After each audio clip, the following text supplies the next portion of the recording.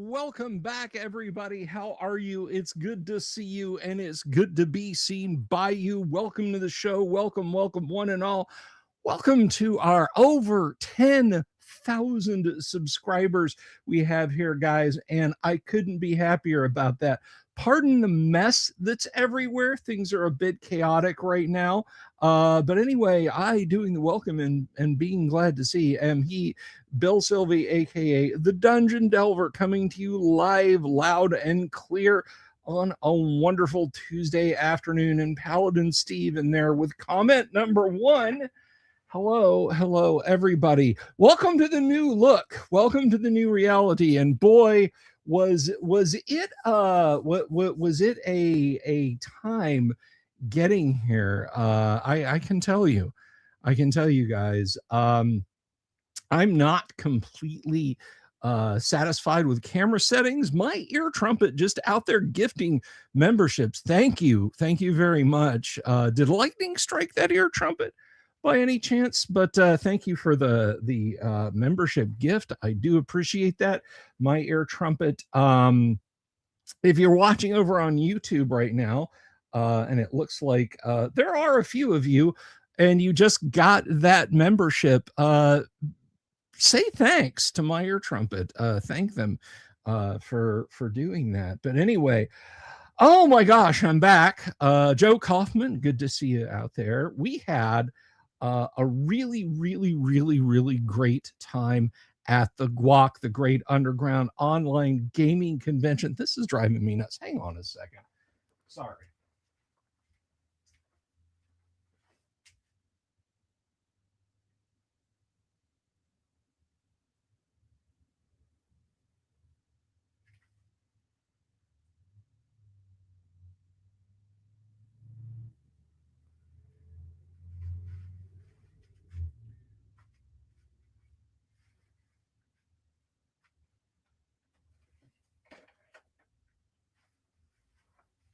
All right, sorry about that, folks. I just wanted to get that camera a little better centered, and I think it is now. Damien X247, good to see you too, my friend. How are you?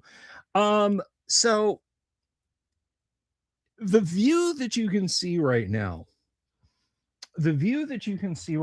is a little different from what it used to be. It's a little different from what it used to be. And I want to I want to talk about that a little bit today, but we've got other stuff to discuss. Guys, we had an absolute banger of a convention. It was it was so much fun. We had 20 games. We had 6 panels. We would have had more games, but we had, as happens with a con, we did have some cancellations, but that's not a bad thing. That's not like some huge disaster that has upset me or anything. That is just a just a thing that happened. Is this the 10,000 subscribers? So I promise I'll talk about that. I promise I'll talk about that, guys, here shortly. But let me ask you a favor. If you haven't already, if you're sitting out there and you're like, I don't even, what is this guy, is some gargantuan YouTuber? I'm so intimidated. Don't be. Join the fam. Click the subscribe button. Click the bell icon for notifications. Thank you, Stephen Kennedy. I appreciate it. And that will be absolutely wonderful. I will appreciate that that so much, if you would consider doing that. But the GUOC was amazing. We had great panels. Two-ish technical hiccups. One was we actually had Heidi and Eric. So the panel on Saturday with Heidi and Eric, or was it Sunday? I think it was Sunday. You guys could hear them. They could hear you. You could hear me. I could hear them, but they couldn't hear me. So basically, I'm trying to keep the panel going typing, but it was you guys who made it work out. But root vegetable, that is the weirdest damn thing. But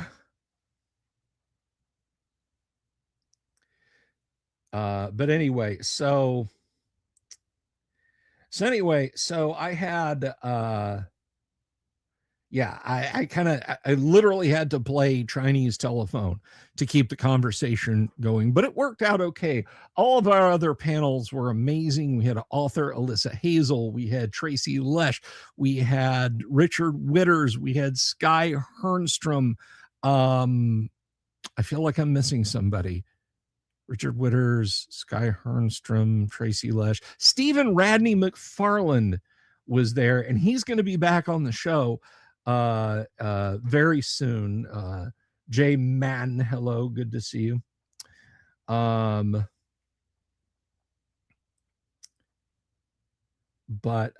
anyway, so GUOC was phenomenal, and the vacation was phenomenal, and I was not expecting to see over 10. Like, I thought it would be midweek this week, but you guys out there, you responded, you subscribed, and you really, it lifted me up. I feel so much. It's really cool. It's really cool, and thank you. So I want to talk a little bit about what you're seeing on screen right now, because the view you're seeing is more or less the same field of view as it was when you left, except I think it's angled down a little. I feel like, do we want a quick audience poll? There's 30 of you guys watching. Do we want to angle the camera up a little bit? I'll technically be a little bit lower, but I'll also be a little bit more in the center. Do you guys want to do that a little bit? Do you think it's fine the way it is? But while you're deciding, so let me explain to you. The camera boom I have is made by Elgato, who are now owned by Corsair, I think. And RPG Gen Exile, good to see you. North of the Rockies, good to see you too. So I got the camera boom because I if I'm being honest, I was worried about the stability of my camera, and I could never find an arrangement for my camera where it felt like I was doing any better than just having a webcam on my table, which is fine-ish, I guess. But this that you see here, that you're looking through, is a very nice DSLR. And it is woefully underutilized, or at least I felt like it was woefully underutilized. It's a Panasonic Lumix G7K. They still make and sell them new. Nowadays, it is close to $600. I think it was mid 400s when it was purchased for me back in 2022, 23. But whatever, it was donated to the show, and I am forever grateful to the person who donated it for me. But like I said, I felt like I wasn't using it right. and it was mounted on just a standard tripod that was standing on the table. And then I moved it to standing over there, and setting it up every night it was like an extra 5-minute step, and it was crazy. So what I ended up getting was this monopod with extensions, with like horizontal extensions from Elgato/Corsair, which is okay, except the way I was using it. Because I want you to picture an upside down L. Okay. The short leg of the L was hanging over the desk, which, if I'm pointing it straight down and filming minis and stuff with a macro lens, that's awesome. That's great. That's not so great because the camera was about 2 feet closer than where it's sitting now. You guys were getting a field of vision of about this. If you look where my hands are. So there's like, 2 feet over here and 2 feet over here that you guys weren't seeing. And this was my solution. This is a Vivitar wide angle lens with macro 43x. And so I got this lens, and and as soon as I used it, I realized a couple of things. One, the Space Hulk box, which is over here now, was glaring fiercely.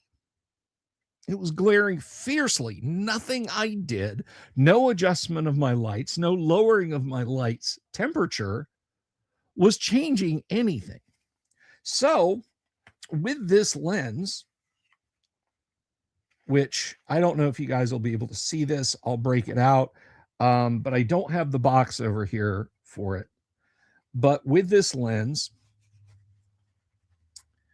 you're worried if I raise it, you won't see the dad joke mug. Well, we can't have that. But with this lens, jump back in. I got this polarizing filter. Opinions on it varied. Polarizing joke. Anyway, so I got this polarizing filter, and I bolted this on. And this is what you guys viewed me through for a couple of years. The wide angle lens was distorting everything out on the edges that you could see. Everything out on the edges was blurry. And up in the corners over here, you are seeing the dark shadow effects of the polarization lens. And yesterday, I dove in to the deep, dark recesses of Google to try and resolve that, because I thought, if I come back, I want to have a clearer view. I want you guys to have a clearer view of me, of the studio, of what's going on. And there were like, you can adjust your f-stop, you can, do this, you can add another extension, and so on. And in all my digging around, I got a very basic answer from someone. And they told me, buddy, which was strange because that's not my name. They told me, dude, stop trying to solve the problem with more glass. You just keep putting more glass between you and your problem. The Lumix GK7 can do wide angle shots just fine. This is for funky outdoor specialist photography. Like, you're in one end of a stadium. This is going to go on like the cover of a game program, or be the promotional photo for a concert or garden show or something like that. Hey, Kabuki, good to see you, dear. But they told me in no uncertain terms This was not what I should do. They said, take all that crap off. The stock lens of the GK7 is fine for 99% of people, even pros, even professionals who aren't doing telephoto shots. The GK7's lens is just fine. So I took it off. Thank you, Agile Monk. I took the lens off. I said, okay, I took the lens off. I mounted the camera back. It's just the same. They said, your next step, move your camera back 20 to 24 inches. And at first I thought, well, shit, I can't do that. Oops, I said a bad word. Somebody's going to have to throw into the swear jar. I said, I can't do that because of how my office is. My table, which you guys can't see over there, is about 10 inches from the step up out of this garage I'm in into the house. You know, there's that little 3-inch step up. If this was a garage, cars coming this way, get out of your car, you walk up the step into the kitchen. But then it occurred to me, my camera that you are viewing me through is mounted on that horizontal L, but the horizontal L was pointing towards me when I had all that lens nonsense.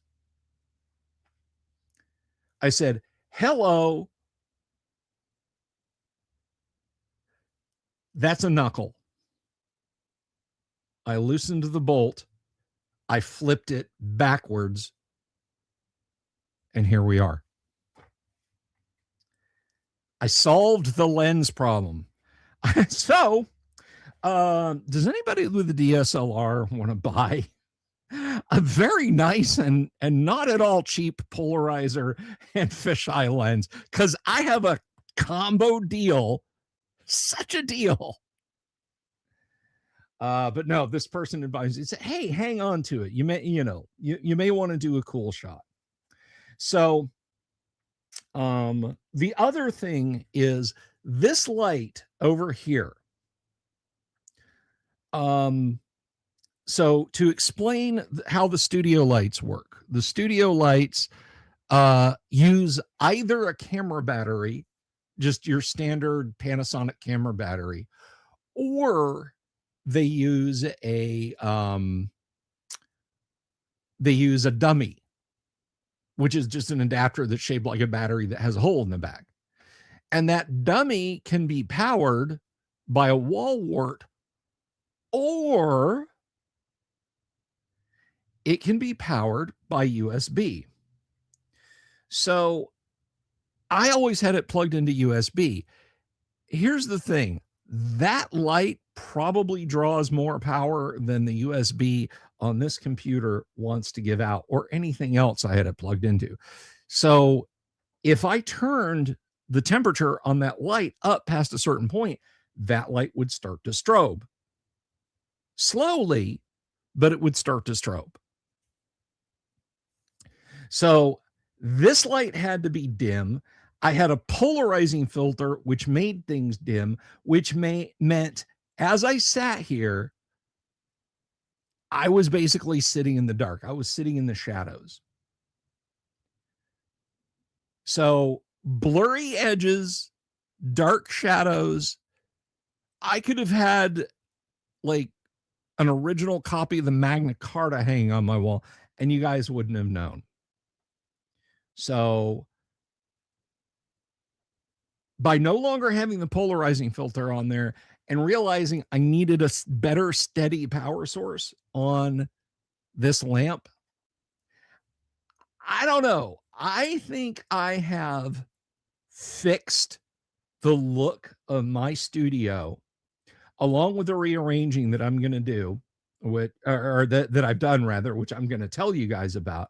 I think I have repaired the look of my studio by so much it beggars belief.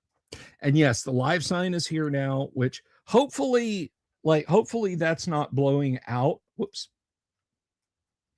Oh, that's too hot. That's still too hot. But yeah, the live sign lives there now. Thank you, Kabuki Kid. So it literally, I just followed this advice. I tried to solve a problem of logistics with glass. That was what the person said. Get all the glass you put in the way out. And so that's where I find myself. Let's go on a bit of a tour of the studio. Great Old Ones channel. Good to see you. Doc Flamingo, member for 25 months. Thank you very much. Looks better than on the 10K show. Yeah. Friday we're going to talk about the 10K here in just a minute. Yeah, Friday was kind of nuts. I don't want to put that in front of my art books. Anyway, so I have done a lot of rearranging, I got rid of a lot of stuff, guys, and more stuff's being gotten rid of and given away as gifts. More stuff is being gotten rid of and given away as gifts. It's going to come to you guys. But anyway, by dint of rearranging things, first of all, I'm really happy because my art books can move a little bit freer now, which means I can get more art books. I have had my eye on Marco Torini's art book. If you don't know who he is, follow him on X, Marco Torini's. I did, Jesse. Thank you. So, thanks, Kabuki. I know how busy you get though, with work and everything else, but I appreciate that. Hated Noise sent me an email. Oh, yeah. Okay. I'm sorry. Yes, I got your email. I will try to respond to it tonight as quickly as I can. So the art shelf, well, actually it's like 50% art and 50% RPG. Well, 50% art, 48% RPG, and then 2% laser discs and a record over there. But that's eased up a little bit. Now, you guys can probably just see here, this is the edge of the Taschen Frank Frazetta box and 3 very tall coffee table books. So these, 5 very tall coffee table books. Intron Depot 2 Blades, then Tokyo Sweet Gwendolyn, and I have Dominatrix Heaven, and then Faster Pussycat Kill Kill Kill. I'm going to insert a shelf between this lowermost shelf and this shelf, and then that will basically be the coffee table shelf, which will hold these giant art book volumes and a few more, because they won't be as tall as the shelf is wide. So like I'll be able to put the Soriyama Complete Masterworks. I'll be able to put this on that shelf also. This is a very heavy book and it will tear its own bindings out. Oh my, I do not dare attempt to show these on the screen to you guys.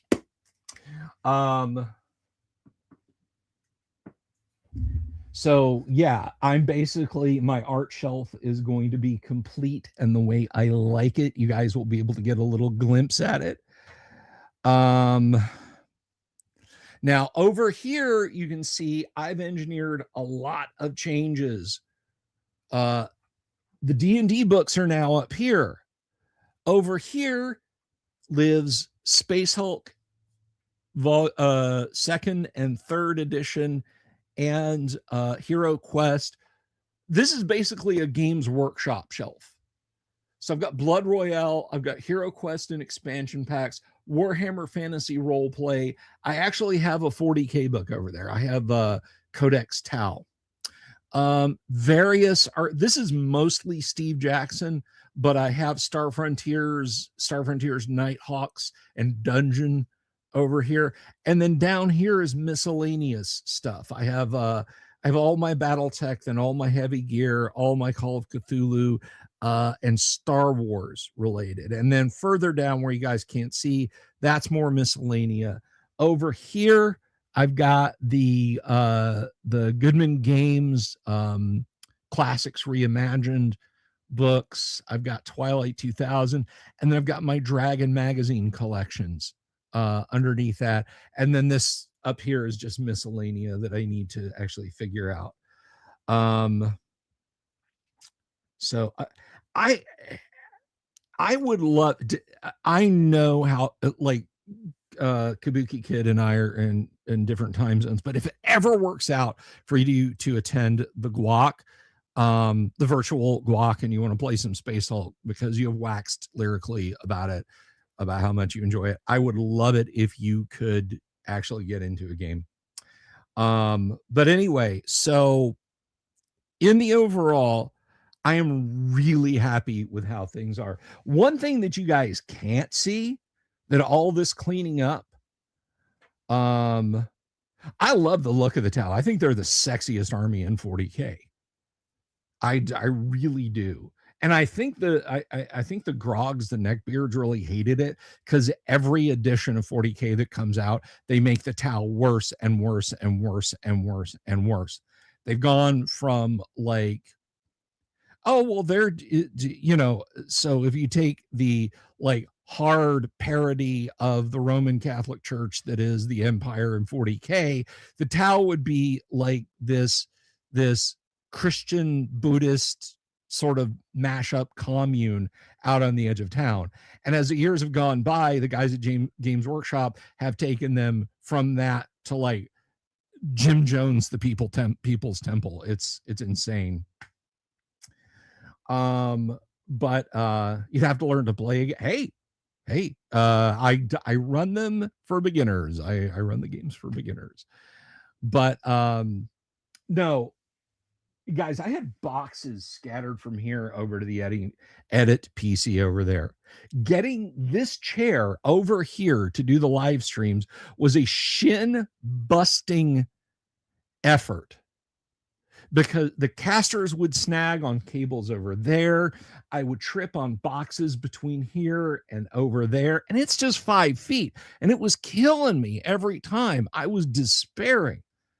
But I went through and I threw away stuff. I was aggressive about getting rid of things. I took 2 bags of trash out of here. So, Jeff from Dankar says the tower comes. Yeah, man. Let me tell you, you don't want to follow the Tau, because they'll brainwash you, and if you disobey, they'll put you in camps, and they spy on you all the time. And no, wait, I'm sorry. That's the Empire. That's the everybody, unless you live on an Eldar craft world and they just don't care.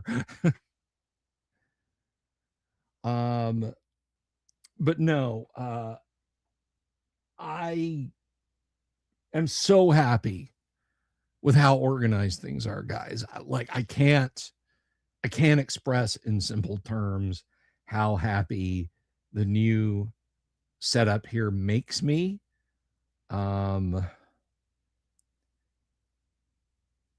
It's just, it's so good, guys. It's so much nicer. Everything's accessible. None of this is for show.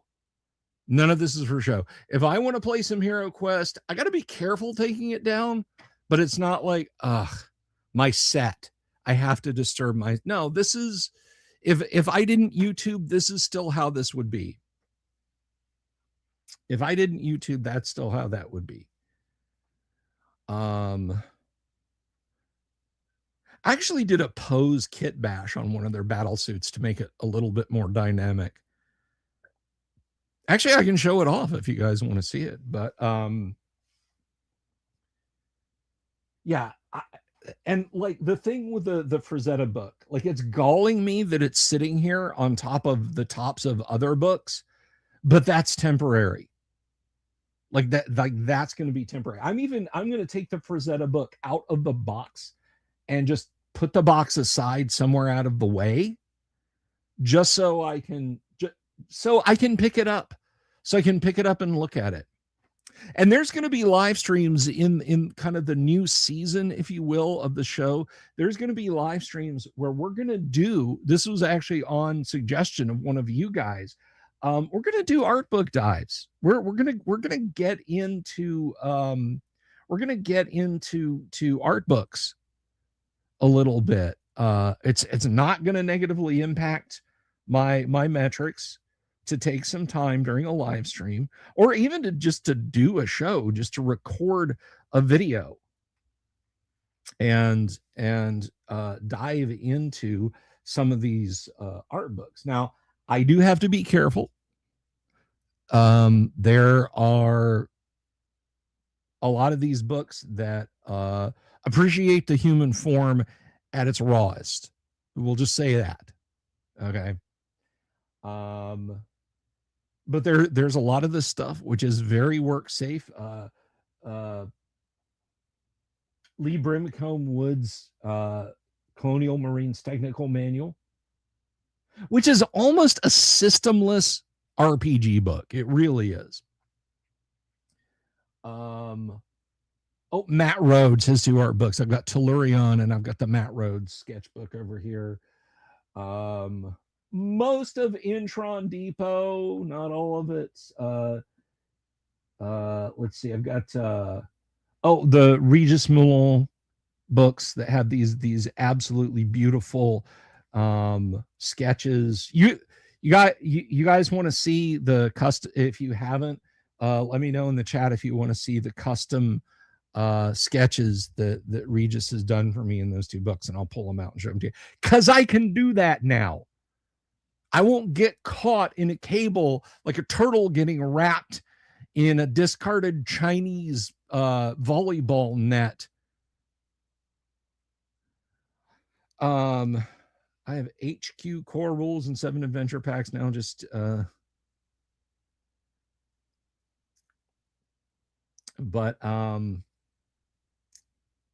yeah, so I can get to things, and that makes me so happy. So I want to talk a little bit while you guys decide on whether or not you want me to show you anything in particular. I want to talk a little bit about the week ahead and some RPG news. So this happened last week. If you haven't heard this already about me, about 20 years ago, I worked for Gary Gygax, and I wrote maybe 100,000 words for Gary, which will never get published. Let's be 100% clear about that. And it was all like stuff in Yigsburg City, which was basically Gary's Greyhawk 2.0. And I was proud of what I did, but I was never as proud as when Gary asked me to write a module for him called, based on his notes. Now, I had 8 pages of Gary's notes to work from, called The Teeth of the Barkesh Noor. Now, if you grab your Dungeon Master's Guide, you will note in the Dungeon Master's Guide, there is a set of teeth called the Teeth of the Dalver Nar. And in case you're wondering, that is an anagram for Dave Arneson, Dave L. Arneson.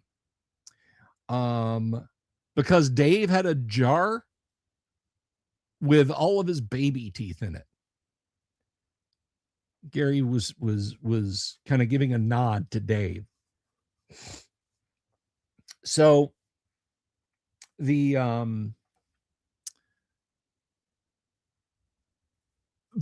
teeth are just as they're detailed in the Dungeon Master's Guide. And in the uttermost depths of Castle Greyhawk, there's a gate that you have to get by. And when you go through, you come out into this Central African savanna-like plain. And you have 24 hours to explore through the gate and find the teeth. And there are these various African themed, well, savanna and jungle. Let's be clear. Savanna and jungle. Not African as in African tribal history and myths, that sort of thing. There's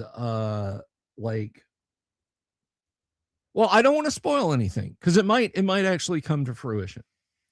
So I wrote the module. I submitted it to Gary. Somehow it wound up in the hands of Frank Menzer, who had been asked by Gary, hey, do you want to write this module? Frank named an exorbitant price. Gary told him to get bent and then offered it around. I stepped up. So wound up back within, it wound up in Frank's hands. And Frank told Gary that I had violated a bunch of open gaming license rules. I hadn't stuck to the SRD, that it was unpublishable. Gary believed Frank. And I found out why Gary did that, or why Frank did that later, because that's Frank's MO. So if you're wondering why you never got Teeth of the Barkesh Noor to play, it's Frank Menzer. But Frank, he's out of the picture on this. Okay, we're not going to dwell on that. Gail Gygax pulled all of her contracts from Trollord Games, which included the agreement to publish any of my stuff. And what happened then was it kind of fell into limbo. And then there was some back and forth for a few years. Yes, we're going to. No, we're not going to. Should I approach Gail? Here's a fun. Tom DeSanto, Google him, look him up. Tom DeSanto approached Paul Stormberg when Tom was trying to work with Gail on making movies and video games and so forth out of Gary's projects.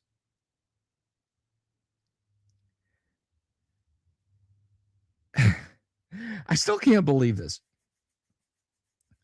Gail had a copy of my manuscript at some point. And right when Black Panther came out, that was hot in Hollywood. So the story that comes to me is DeSanto reached out to Paul and said, do you have anything African themed? And he said, well, I have this module. It's called Teeth of the Barkesh Noor. So for about 5 minutes, I was in a discussion, not me, like they didn't pick up the phone and say, oh, Bill. But my name was bandied about by Tom DeSanto. But it just never came to fruition. And I assumed that it wasn't going to come to fruition. So last week, just before I hit 10,000 subs, I get an email from Trollord Games. You want to publish Teeth of the Barkesh Noor? And I was like, to quote the warrior poet Ron White, fuck yeah. So I did a little bit of cleanup. I took out Lost Crypt because I had to. And I cleaned up like the paragraph before Lost Crypt and the paragraph after Lost Crypt to make the two fit together.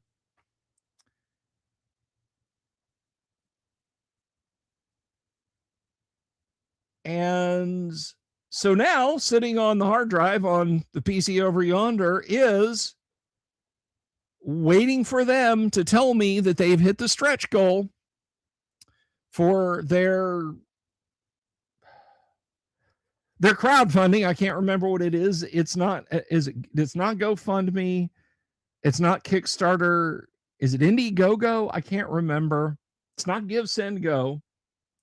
It's not Cash App. But yeah, so when they hit $450,000, if they hit $450,000, backer kit. Thank you, Agile Monk, backer kit. You know what? I'm going to bring that up because if you guys want to back this, let's see, backer kits, Board Games Zagig. All right, let me see if I can get this.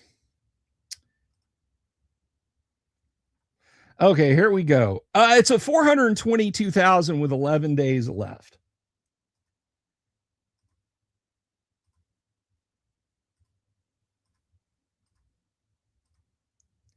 So there you go. If you guys want Barkish Nor, back this. Let me see. These 3 PDFs stacked with a stretch goal, Teeth of the Barkish Nor, and come immediately once we hit. So the $450,000 stretch goal is Teeth of the Barkish Nor. Now, they've got some facts wrong here about the lore. The portal does lead somewhere. Barkish Nor. Barkish Nor is not the place. Barkish Nor is the teeth. That is the person that the teeth belong to. Teeth of the Barkish Nor. Roughly 24 pages of content. Well, I'll have to see.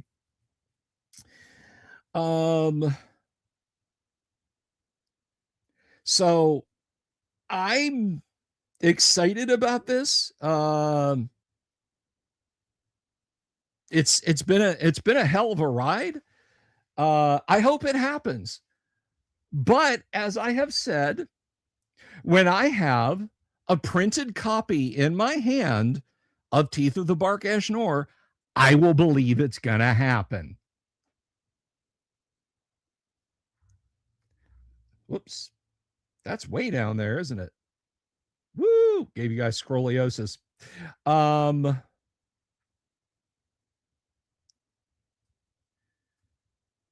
This is $28,000 short with 11 days to go.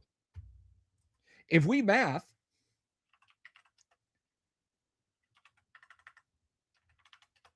that's $2,500 a day, or roughly $110 an hour required to back this.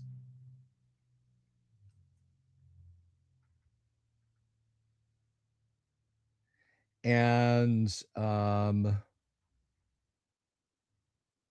not sure what this costs to back, so I'm not sure. Oh, pledge levels. So if we go, say, for the $54 one, that's going to be 2 every hour. 2 people every hour are going to have to back at the Castle Zagig Adventures Volumes 4 and 5. So, yeah. Do I think that's going to happen? I don't know.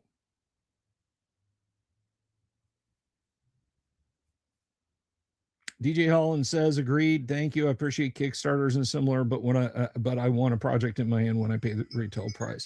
No, I get it. Hang on a second, guys. My phone is ringing.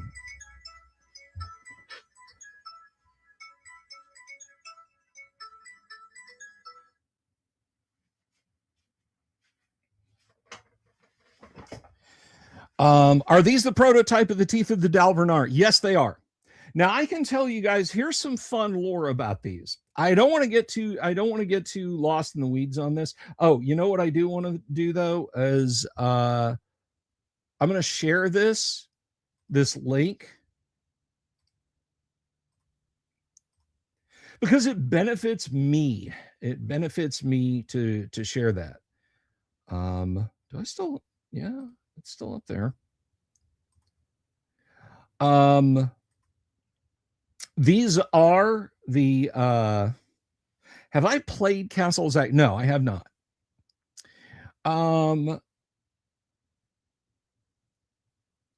Anyway, yes, these are the prototype of the teeth of Dalvernar. Here's some lore about this. These teeth, this thing, for lack of a better term, oh, that sucks. That sucks, Damien.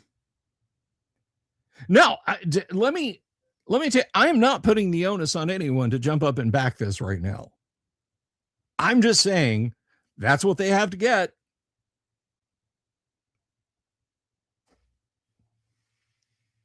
I mean, hell, I can always play Teeth at the Barkish Nor myself. And I can still have the Lost Crypt in it. It's you guys losing out, not me. But anyhow, hello, Matthew Sherman. Thank you very much. I hope you get it. They have to get to 450,000. Oh, it's gone up. It's jumped up. It's now 423,000. It was 422 before.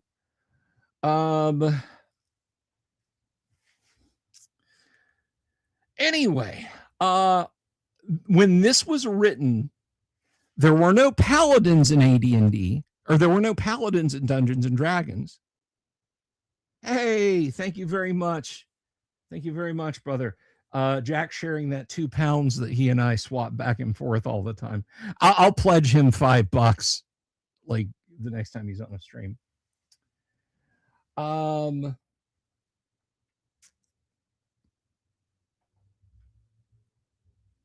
But so there were no paladins and there was no multi-classing. Multi-classing didn't exist. So I've seen Gary's notes. This module has the prototype for multi-classing. This module is where Gary created multi-classing for D&D. At the time that I wrote it, there was no multi-classing in Castles and Crusades. So had this come out on time, it would have contained multi-classing rules for Castles and Crusades. You would have been able to multi-class. So I think that's a pretty cool piece of history about D&D. So anyway, that's supposed to come out. And I'm very excited about that. I hope it does. Again, there's the link if you guys want to back it. It's entirely up to y'all. I want to see my shit get published finally after I have been hosed so badly over the years. I have I poured my heart and soul into this. I was 10 years old and I mailed a handwritten, as in with pen, like hand wrote a module and mailed it to TSR with a letter I typed on a neighbor's Selectric. Because I thought when I saw my copy keep on the Borderlands, how cool would it be to work with and for these people? And I got to know Gary and I got to work for Gary, and nothing I wrote for Gary ever got published except for a little slice of this in the Lost Crypt. So I would just be over the moon if this actually got published someday. Do I hold out hope for it? No, not really. Again, $11,000 or no, not $11,000, $27,000 in 11 days. So, you know, that's his maybe. I'll tell you this, if it comes out and you buy a physical copy and you run into me at EggCon or at Page, probably going to Page one more time. Why? Good Lord, I don't know. But if you see me there and this exists in a physical form and you have your copy with you, I will sign it for you if you want. I will absolutely put my signature on it. I can't put Gary's on it. I wish I could. Hey, there's my sound man, Mr. Boganora. Good to see you, my friend. By the way, I'm going to speak some code. Thank you very much. Thank you very much. That only Bo will understand. $7.68 per follower. Yes, but give that money to me.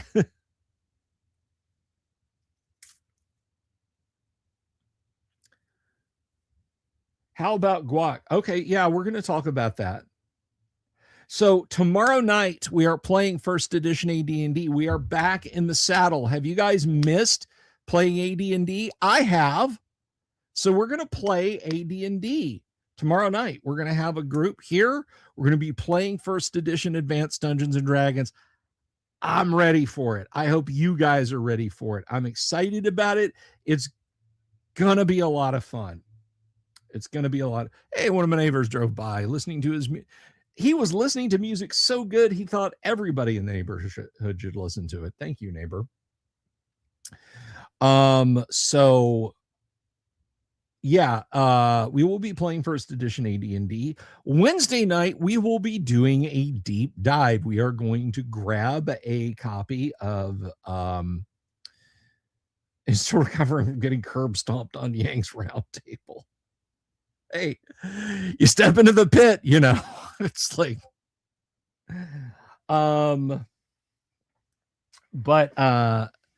yeah, so Wednesday night we're gonna do a lore deep dive.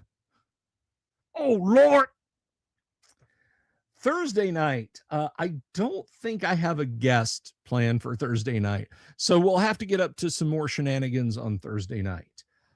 Friday night, I crashed your party. Saturday, I said I'm sorry. Sunday came, you trashed me out again. Anyway, Friday night. Now, I know we've been playing Blade Runner. Take care, Kabuki. Thank you for hanging out. Friday night, we are probably going to have a loosey-goosey round table discussion. I still want to do sci-fi-ish stuff on Friday. Message received loud and clear from you guys about what y'all want to see on Fridays. And it ain't Blade Runner. It is decidedly not Blade Runner. So we're going to shift gears a little bit and get a little old school again with Friday night gaming. So be prepared for that. It's still going to be science fiction, though. I don't want to go into the House of Wise, but it's still going to be science fiction. But I'm also going to want some more players, more talk about that later. I thought we were gentle, loving with you, Gonzalo. Tender, almost. So that's the week ahead. Now, a bunch of you guys, I would say 3 of you guys, have won a drawn copy taken at random out of our prize box here. Of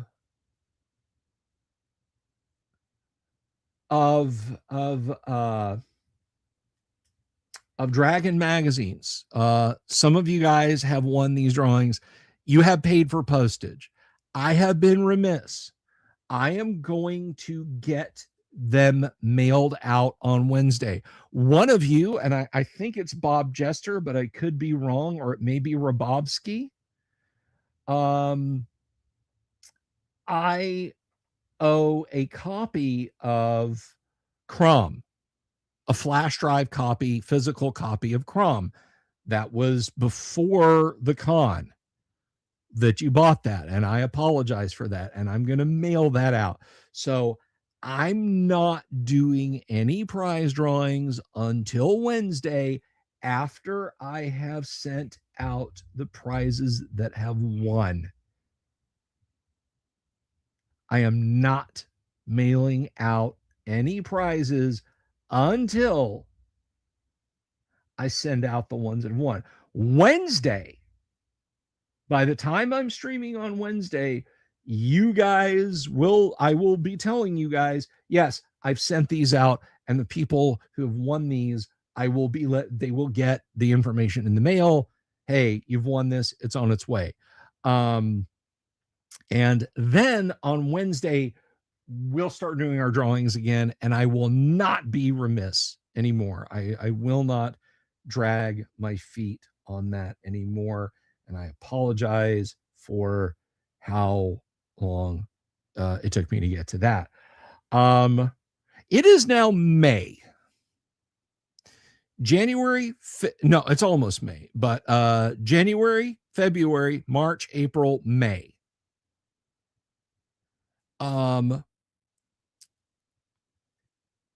At the end of May, when we hit June 1st, which I think is more than fair, the last boxed set, by the way, we auctioned off an OD&D wood grain repro.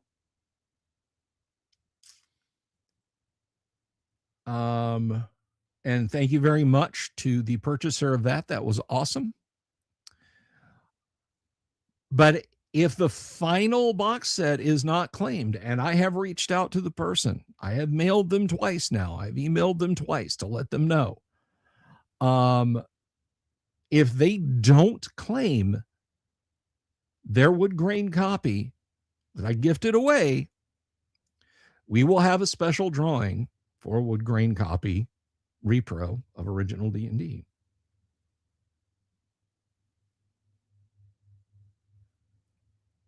Oh, thank you, Voice of One. I'm glad you like it, my friend. So that's, yeah. There's an unclaimed copy. There's an unclaimed wood grain set over here. So, person, if you know who I'm talking about, because 3 of you have been contacted, 2 of you have gotten your sets. 1 of those sets is going out on Wednesday because I finally heard from that person. The 1 person remaining, check your emails. You know what? Let me see here. I'm not going to be cryptic about this. I'm not shaming. I just want, let's see.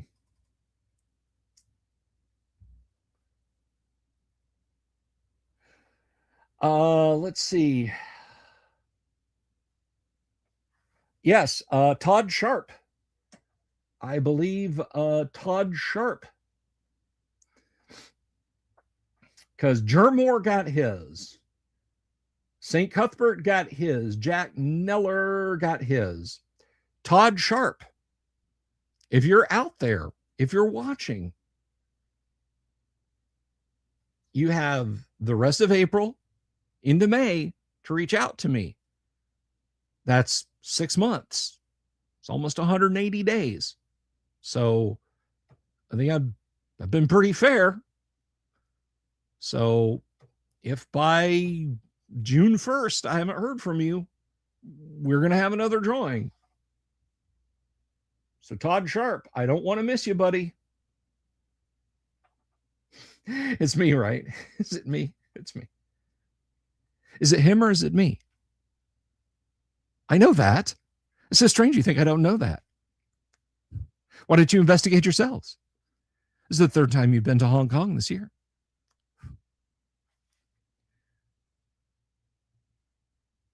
I see what you did there, Joe. All right, so yes, we have an OD&D set that needs its home in Todd Sharp's house. So I will reach out to Todd again. I will try and get a hold of Todd. I want to give him every opportunity possible to get that. Now people have asked me if those sets are going to be made for sale, and the answer is very possibly. I've talked about what I would do if I could get access to just like a ton of the boxes. I can't. I don't have the initial outlay. Foxy Vixoon, hello.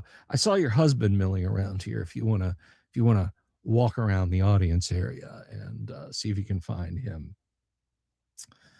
But I may be getting a small small amount. Sub to me. Oh, thank you very much, TNT Tabletop Tavern. At least I hope you're subbed to me also. Not that I mind you going out and subbing to anyone else. Speaking of people to sub to, let's talk about TTRPG news. Let's talk a little bit of TTRPG news. And actually, we are probably going to end up doing a giveaway for our members right now, because I said in the description I was going to, and I can't do that. That's fraud. And it's going to be a Dragon magazine. I'm still going to do one on Wednesday just because I want this stuff gone. But I also have tons of other RPG stuff over there. Oh, thank God. So this is actual RPG news as it happens. But during the con, I'm sure you guys heard about Luke Gygax stepping up with or no, that was before the con because Stephen Radney McFarlane was on here. I'm still a little skeptical about it, but we'll have to see. Now, one thing popped up that I am kind of circumspect on, and it was a dude developing first edition or developing for 5th edition stuff for the 5th edition RPGA. And we talked about this on the Nerd Council of Doom, how he had basically renamed the Inn of the Welcome Wench to the Prince's Paladin or something like that, because he thought Welcome Wench made it sound like a whorehouse. And you know, we've kind of talked about that. The guy has rolled with the punches. I think it's bad. I think it's dumb. I think it's a stupid change. I grew up with first edition AD&D books that have words like courtesan and doxy and slovenly trull and trollop and things like that. You know, the monster manual with its depictions of the female form in various demoniac castings. It didn't turn me into a sex fiend. It did not. That came later. But there's been a lot of back and forth on the topic, with some people saying, if you don't like it, don't buy it. And other people saying, he's a racing Greyhawk. And other people saying, yeah, exactly, it's the Welcome Wench.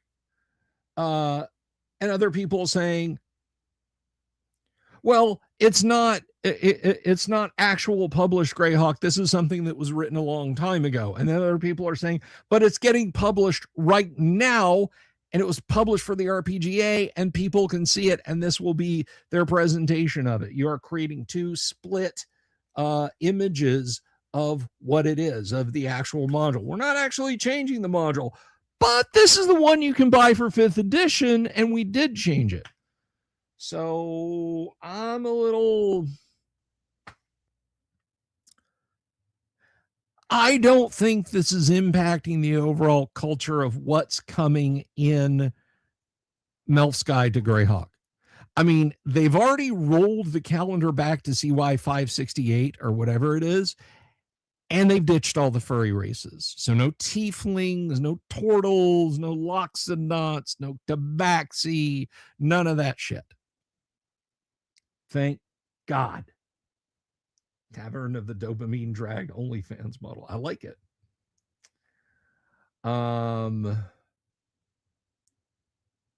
So what possible effect this could have? I think it's something, yeah, Thor, more or less.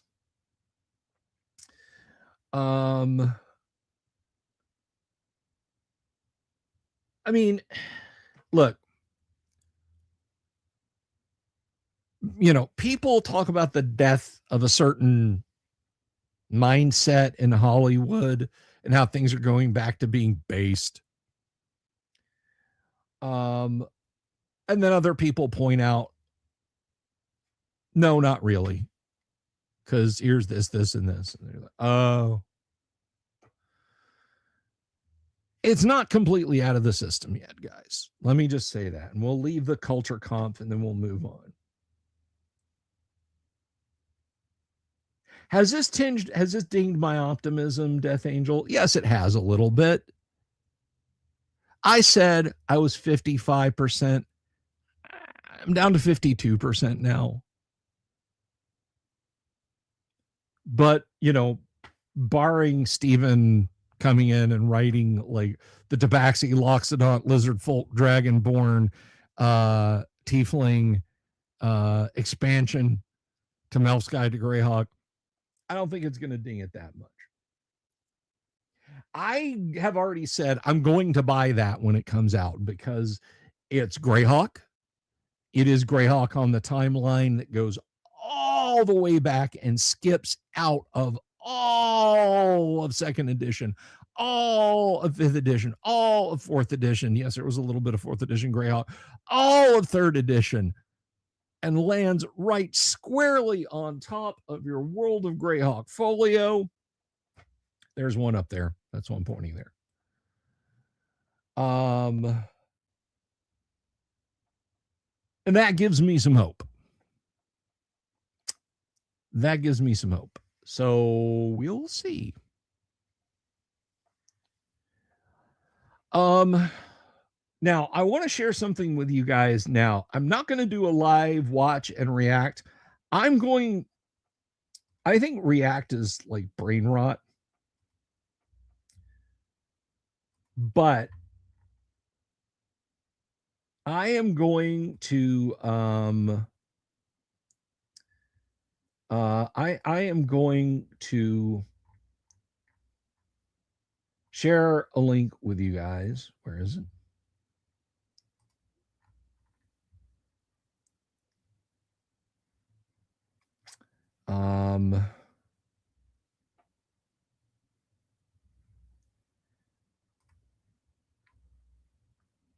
All right. Now, I do not know who this young man is.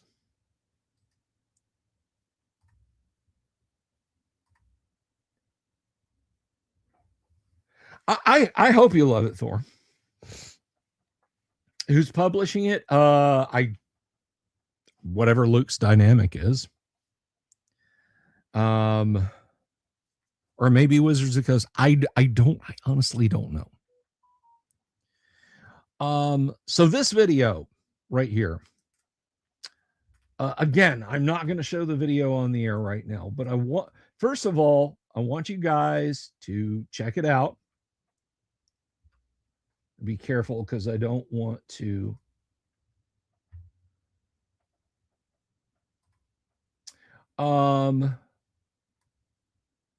There is a fellow who, by the name of Ben Riggs, who has basically created a cottage industry of attacking Gary Gygax.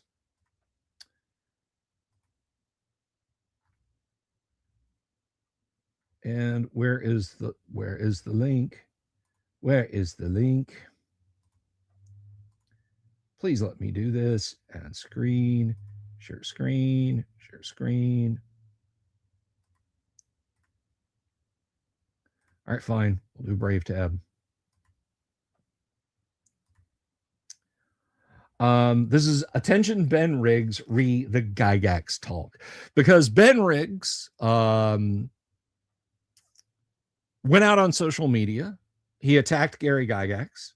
He lambasted people who would defend Gary Gygax.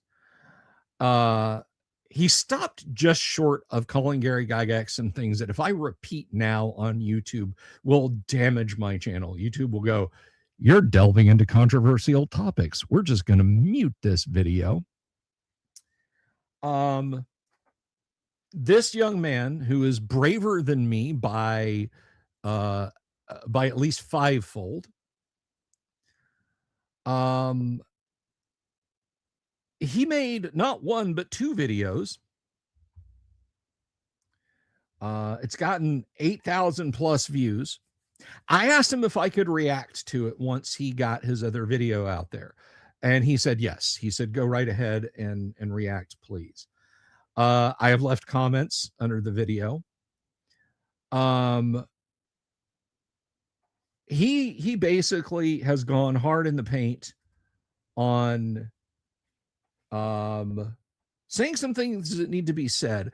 And to be 100% clear, Ben Riggs is being intellectually dishonest in the things he said about Gary. This video is what you need to watch to get a handle on how Ben Riggs has been intellectually dishonest. I'm not going to right now to take his video apart one phrase at the time, and I'm not going to do it now.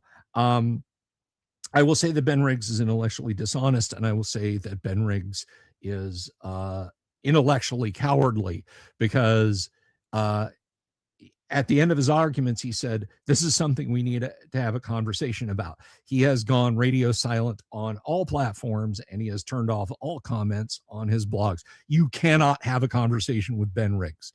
If you talk to him on Facebook, he won't answer you.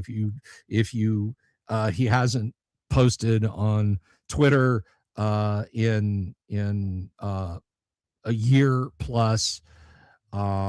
He's nowhere to be found, Mr. Let's Have a Conversation. But Aiton at We Love TTRPGs he's done his homework, and he's got the receipts. He is stuck it out there for his beliefs that Ben Riggs is being intellectually dishonest. I did make comments in the under comments, if you go there. And I said yesterday, "I wish there was some way I could elevate and promote this more. I really do. You deserve a massive amount of respect for what you've done in this video. God bless." And he said, "Well, thank you." And I said, "For what it's worth, I did know Gary. I do know Heidi." And he said, "I hope Heidi gets to see this." And I hope Heidi does also. I can't wait to see Ben Riggs get taken to the woodshed in part 2. After part 2 drops, I will do a reaction video to this. It's going to be all positive, barring this gentleman here doing a heel turn and deciding, "No, haha, I fooled you all. I'm going to say bad things about Gary." Barring something like that, I will be I will be all in. And North of the Rockies says I'm presuming you're talking about Ben Riggs, is a performative clout goblin. Oh, you're welcome, Rabbit. Thank you very much for enjoying it. I'm presuming that you mean that Ben Riggs is. Here's the thing. If I say something salacious and unfounded, and you say Bill Sylvia is a performative clout goblin, you're probably right. You'd probably be right in that assessment about me. The thing is, Ben Riggs has put himself forward as being a scholar and historian of TTRPGs. He has positioned himself at top dead center of the discussion. He is he wants to be the timing mark in the engine. Top dead center. And now that someone has reached down and adjusted the distributor and said, wait a minute, you're not, his cylinder's not going to fire. If he were anyone else, it wouldn't matter. You could say we're running on 7. But he thinks he's top dead center. Normally, when I see people, random idiots on the internet, say, ho, ho, ho, Gary was a terrible person, I'm like, ho, ho, ho, suck my dick. And I move on. But again, Ben Riggs, like so many others, including Wizards of the Coast employees, including Wizards of the Coast written policy. See that godforsaken book about the history of original D&D?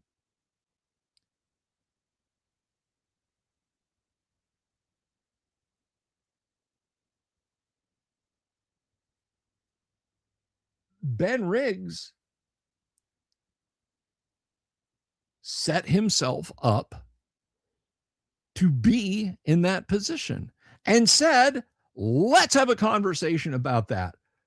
And then he ran and hid. Now, you could say it's because of harassment. You could say, oh, those mean old grognards, they've tried to dox him. They've tried to cancel him. They've tried to insert things that a certain side of the discussion does to people that it doesn't like, but then are suddenly shocked and appalled when it happens to them.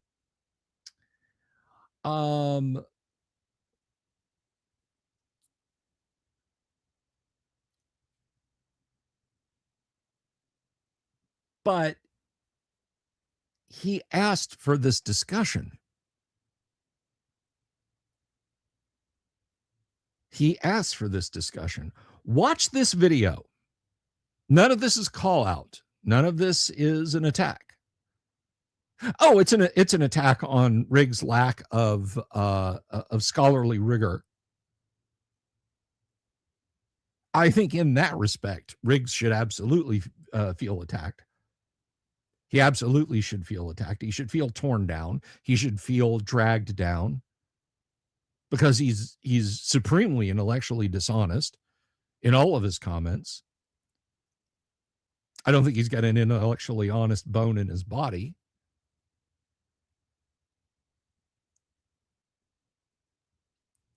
So when someone pointed me at this video, I thought this was so important that I said on my Discord, and if you're not on our Discord, you should join our Discord. I said, watching this video is mandatory for hanging out here.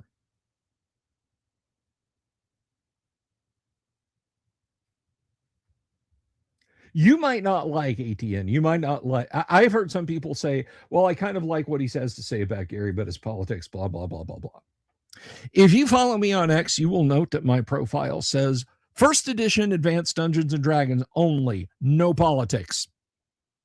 I will not bandy politics around with someone that just wants to play first edition AD&D, that just loves the game as much as I do. I don't care whether you're a rock-ribbed Republican or whether you're a left-wing pinko. When you sit down at my table, virtual or real,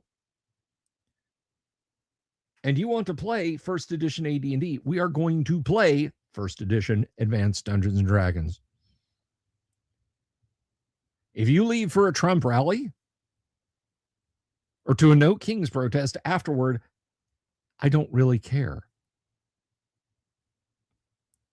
If you show up at my house and you have, or at my virtual table, and you have hostile intent directed towards me because of what you do, then you're bringing something other than game to the table, and then I'll ask you to leave. But the fact remains, this gentleman went hard in the paint in a time when telling the truth is an act, is a revolutionary act. So that's what I mean when I say that this video is important. Exactly, Thor, exactly. TTRPG should bring people together. The stuff that divides and that stuff divides and flows out. Precisely.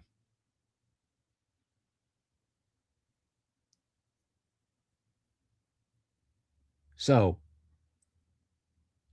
I don't care what you think of this dude. I'm not asking you to sit next to him in church. I'm not asking you to donate to the charities he donates to. He turned monetization on this video off. It has 8,000 views in 2 days.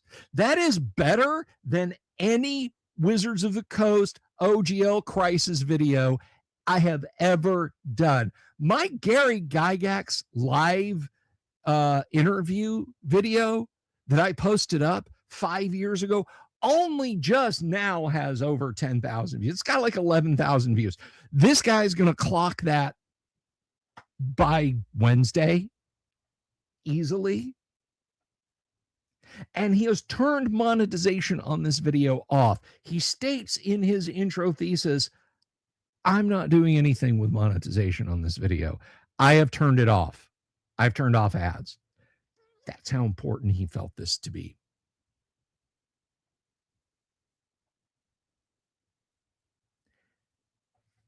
In that respect, I give him an outpouring of respect. Go watch this video. Go watch this guy's video. It is important. It is important because it redresses, it begins to redress some very heinous things said about the guy who brought all of this shit together. This, and you and me. And he rightly got sick of people tearing Gary down. And he made an incredible video about it. I would love to have him on the show as a guest. I don't know if he will. I don't know if he'll want to. But the invitation is out there, sir. If you're watching, the invitation is out there.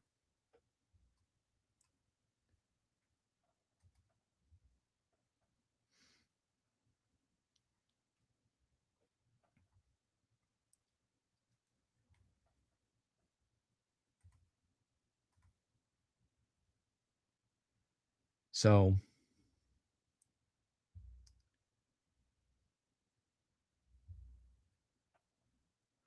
as far as I'm concerned, I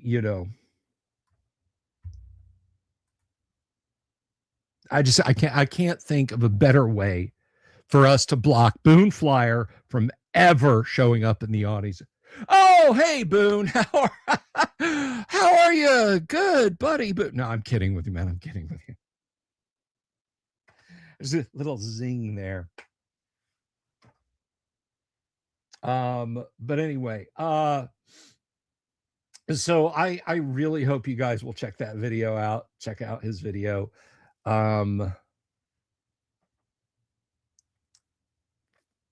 So yeah, that's important.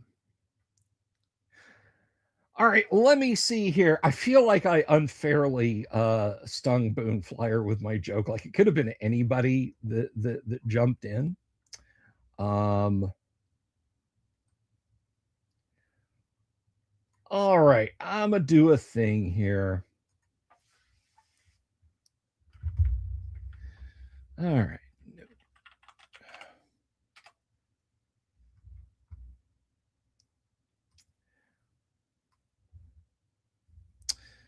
Let's see. Yeah. Does it feel weird to be sitting out there in Chatland and I just blurt your name out like that?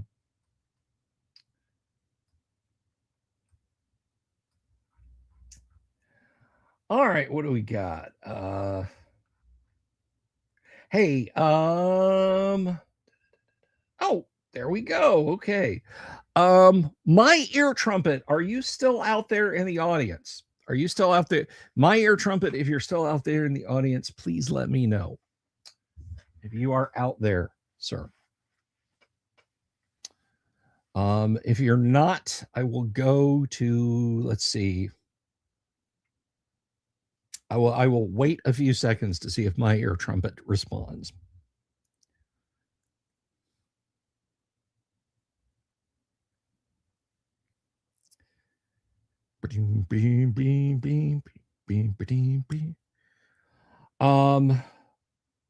We've got some great guests coming up. By the way, I mentioned Stephen Randy McFarlane earlier, developing Greyhawk with Luke Gygax right now.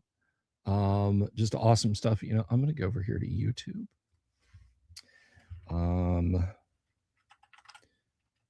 Go to my channel dashboard because live chat tends to lag a little bit.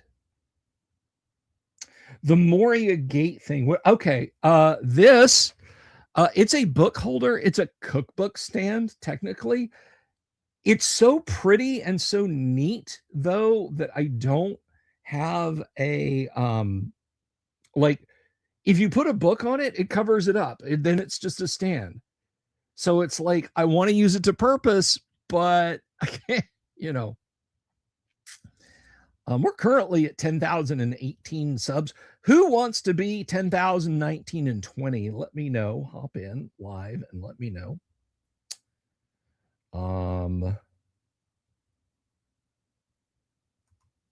Let's see here. Let's go live.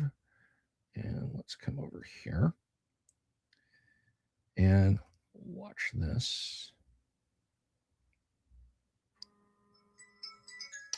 And oh, there's my phone again. Speaking of great, that shirt is excellent. Well, thank you very much.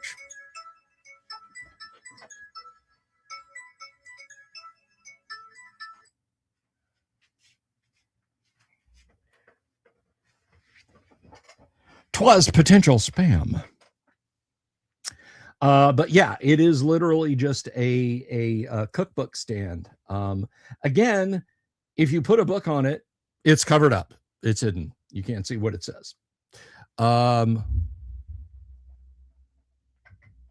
I got this as a Christmas present, and it's let's see. What I love about it is it's kind of well done. I wish it was book accurate. This is not supposed to be a crown. It's supposed to be the crescent moon above it. I wish it was that. And of course it says speak, friend, and enter, you know, but yeah, it's supposed to, and then like why we have Gandalf's, I don't, it's got some accuracy issues, but I love it. I love it just the same. But yeah, this, there's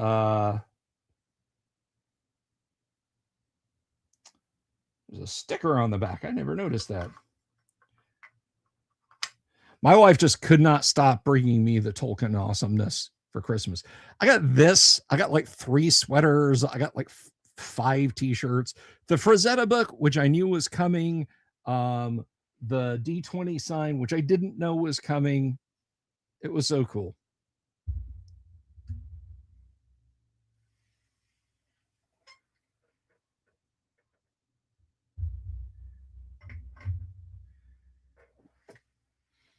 All right, there we go. Okay, I've not heard back from Ear Trumpet. Let's see who else do we got there. Yeah, I don't get it either north of the Rockies. All I can think is that maybe they were worried about the crescent moon offending Muslims. I don't I'm just groping at grasping at straws there. I don't know. Hi all AFK washing dishes. That's fine off grid. Let's see. Who do we have here?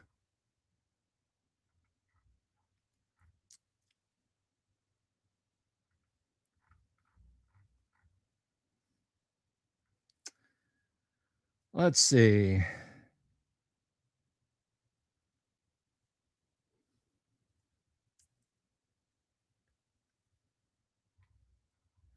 We're gonna go with, let's see.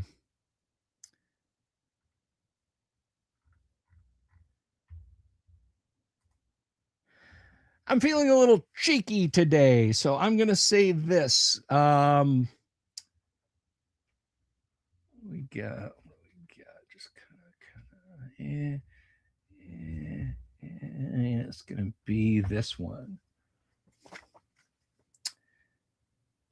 Dragon Magazine number 85 with a lovely, lovely, beautiful ad for ICE new FRP system, Middle Earth role playing, right on the back there. You guys can see that. Let me zoom in, getting blown out a little bit, but you can see that.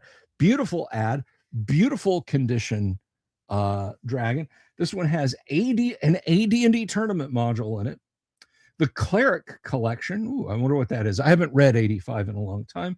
Star Trek Guide to Luna. The Moona. In the Springer. I like to sing. Clerics must be duty bound.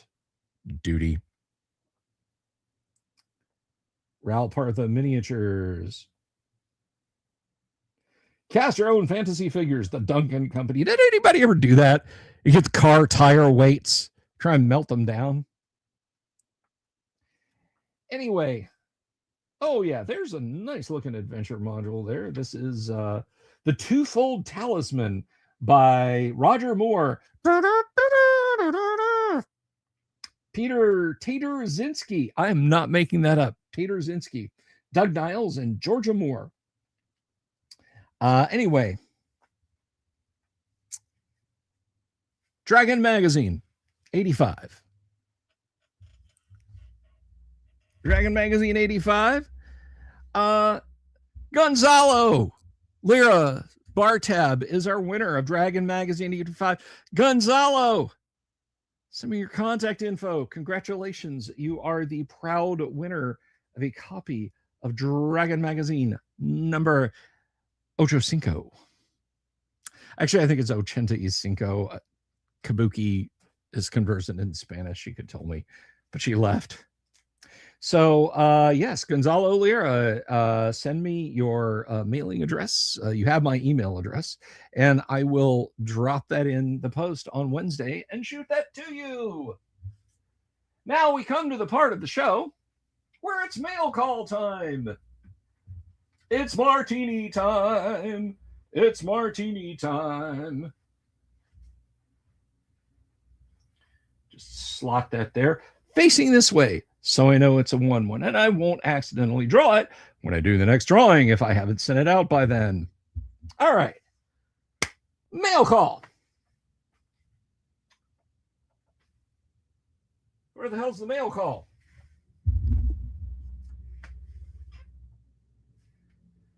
There is the envelope. There is the envelope.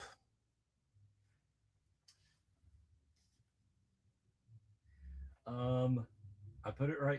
Is this it? That's not it. Hang on. We do have a mail call today. I promise we do. Here it is.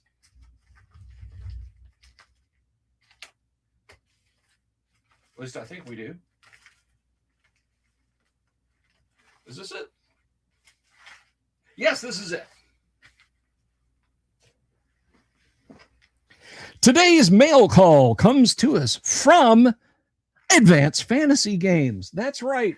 The poster Advanced Fantasy Games has his own little kitchen sink press, and he makes great modules. I have covered this up, so he will not be doxxed. It's facing me. Let's take a look at what he sent me. He actually sent me this a few weeks ago. Sounds like some guy named Greg, yes. So what he has sent along is Tournament Module 1, The Lost Tomb of Kazuk Mot the Undying. Very scary sounding. But guys, I want you to take a look at this. Let's we are jump zoomed right now. Look at that. That is an absolutely gorgeous, gorgeous, gorgeous looking module. It sports the first edition AD&D livery. Advanced Fantasy Games, compatible with classic fantasy role-playing game systems. T1, he's got a little T1 going there. Hidden within a long-forgotten cemetery stands an abandoned mausoleum, once a place of grand splendor and solemn reverence. Now it lies broken and rotting, its roof collapsed, headstone shattered, and glory buried beneath decades of neglect. But decay has not left this place empty. A new evil has claimed the ruins as its lair, and by fate or folly, you have found its resting place. And now it awaits your party of adventurers in the lost tomb of Kazuk Mot the Undying. And we have an absolutely fantastic looking tribute to the first edition AD&D style when they switched to the 4-color. This is a worthy module for my collection, and I'm so glad that I've been able to get it out and let it breathe. I'm going to bust your chops now, Advanced. Greg, if I may. Hey, Excalibur, good to see you. I'm going to bust your chops just a little bit. Anyone sending me stuff, please, if you're sending it in protected bags, don't tape those. Do not tape them over. That leads to item destruction. These tape tabs will catch on stuff you take in or put out. You take out or put in, and it will rip the covers.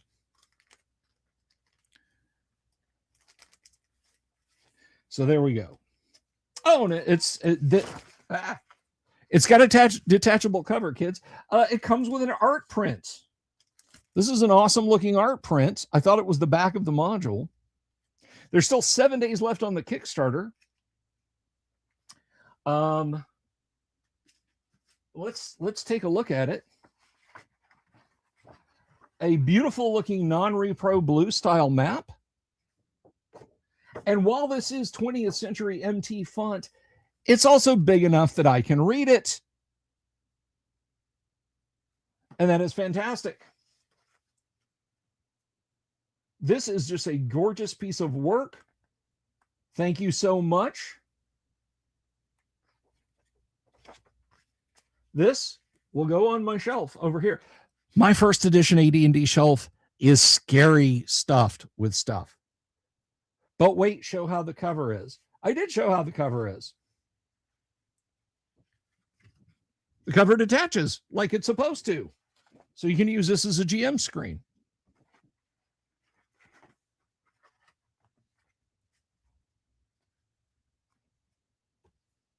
So this is going to go down here. Basically, this is an extension of the AD&D shelf. So it goes right down here. Oh my gosh, is this one full up too? Where am I going to... Can I keep... How about here? It looks like I have stuff here. Yes, there. Okay, there's room here without destroying it. So thank you so much. We got this awesome art print. We'll put that there for the rest of the show. And we have this this great module. And thank you so much, Advanced Fantasy Games, Greg. It is a beautiful piece of work.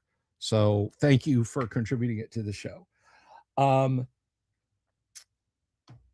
Gosh, so we've talked about what we're doing, what's coming up in the week, things I'm going to be talking about, the content for the week.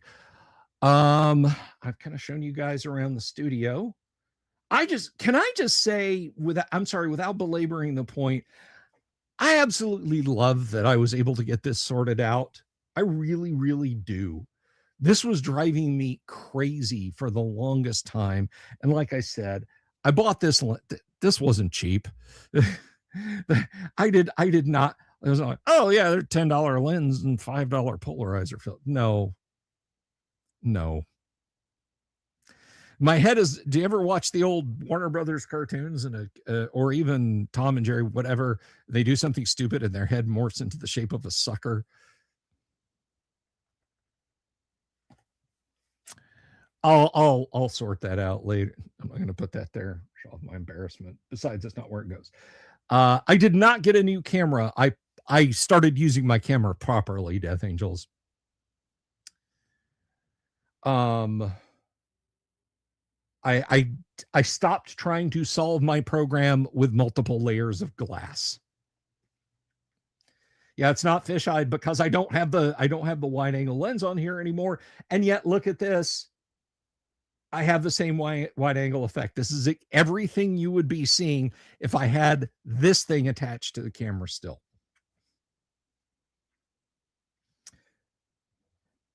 Yes, Mel Blanc was a comedic genius.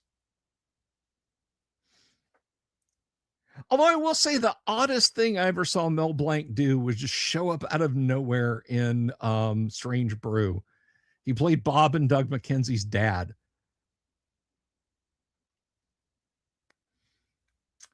So yes, this is all flat now, and I have a wide field of view without distortion, without clouding, nothing. It's perfect as it should be.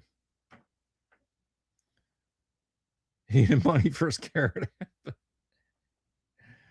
Oh my God. Yeah, it's a blink and you'll miss it moment.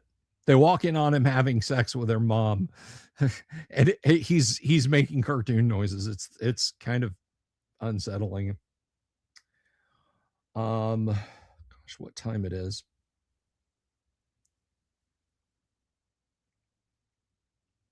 Oh yeah, that's something else. 100K. So let's talk about that for a second. Because we'll go to the bottom of the hour at least. I will never hit 100,000 subs. That's never going to happen. I will never going to happen. Ever. My content is too niche. My content is not good enough. YouTube will never classify me as a must watch for anyone outside of you guys and the 900, or rather the 9,000, the 9,919 people who aren't watching right now.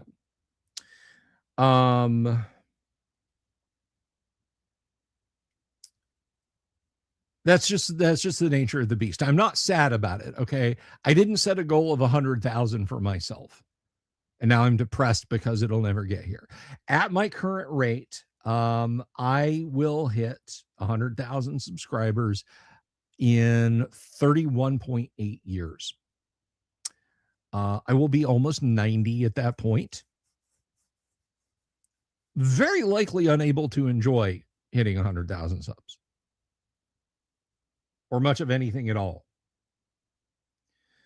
No, I reached 10,000. I reached 10,000 doing things my way. I didn't make brain rot content. I didn't do react videos. When the algo started to shift out from under me, I went full Roy Scheider and Sorcerer. The bridge is leaning this way. It's pouring down hurricane, gale force, wind, rain. And all I can do at that point is just put it into low gear and goose the accelerator to get across that bridge.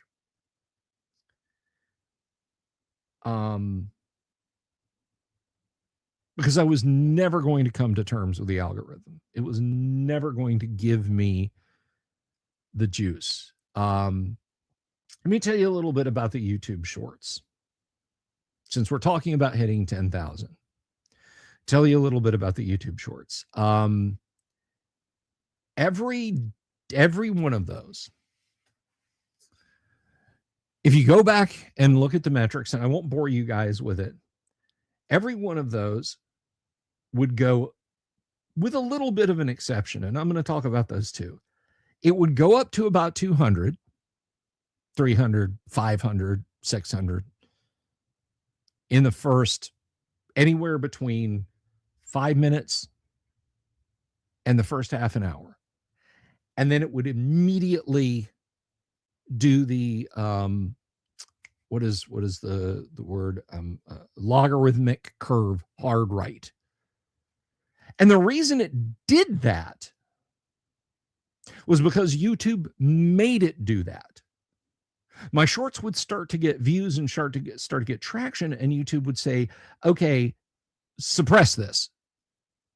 Just stop showing this to people. Stop letting him be popular. He's gotten a lot of views quickly. Take it out of circulation. If people want to see it, they can dig through, they can scroll through.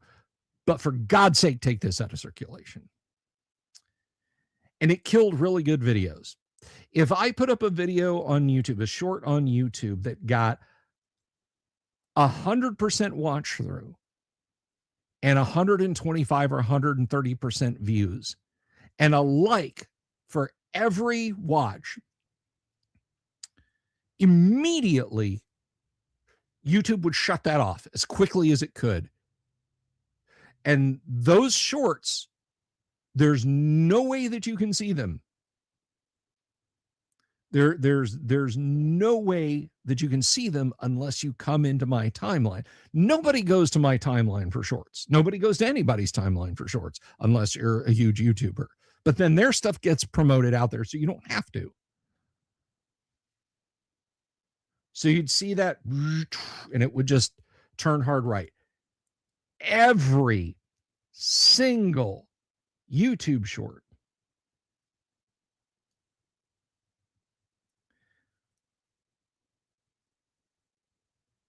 and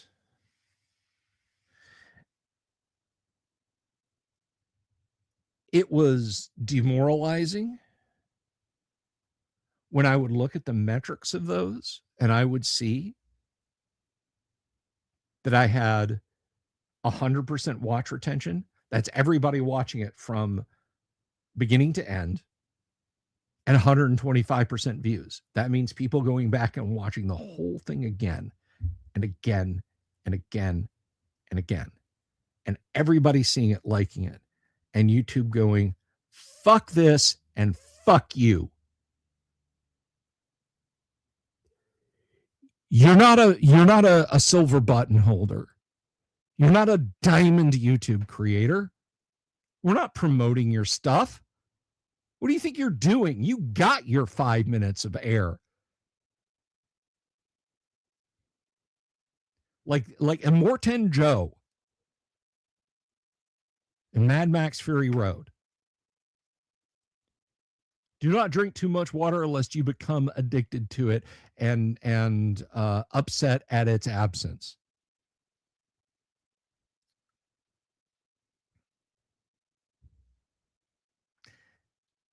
If I worked through the way that YouTube wanted me to do it, would it change? And the answer is no. Go back. Oh, thank you, Luther.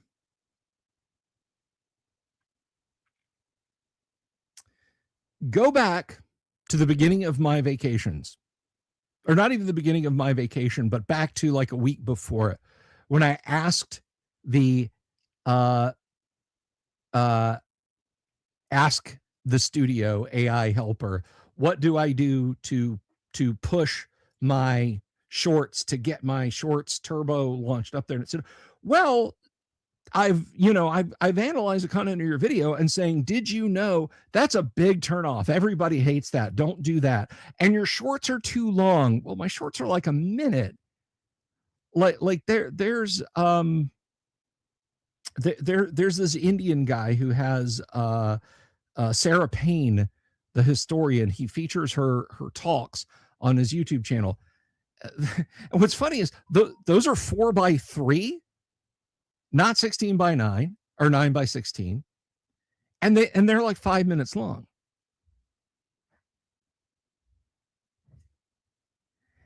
And so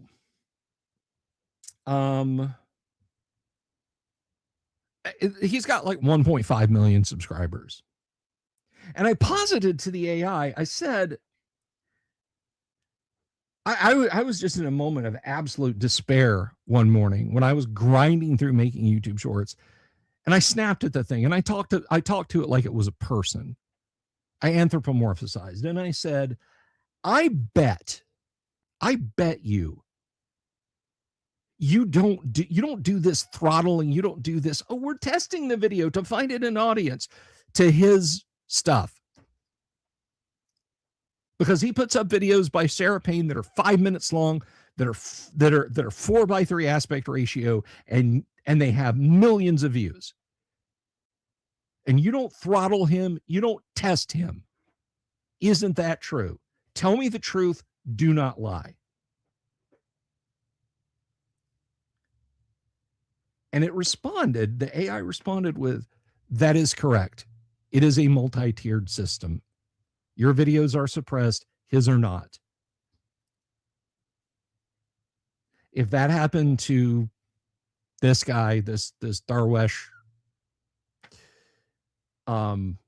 yes, there are people at YouTube he could talk to make that stop and get his videos moving. And that's, I wish I'd screenshotted it. Their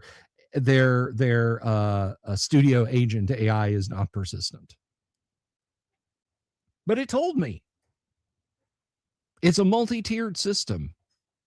It's a great big club, and you ain't in it. So everything I did to get to 10,000 subs, I did by myself. I did by myself. I went to X, Twitter, and I would say, come subscribe to my YouTube channel if you like first edition AD&D stuff. I will send you a download link to free first edition AD&D modules. The first time I ever did that in one day, like I got up the next morning, I had 250 more subs. It was crazy. Thank you, Ascalibur.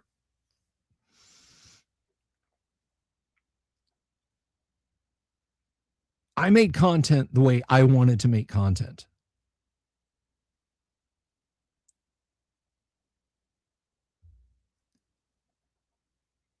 Yeah, you did. You absolutely did. I did this the way I wanted to do it.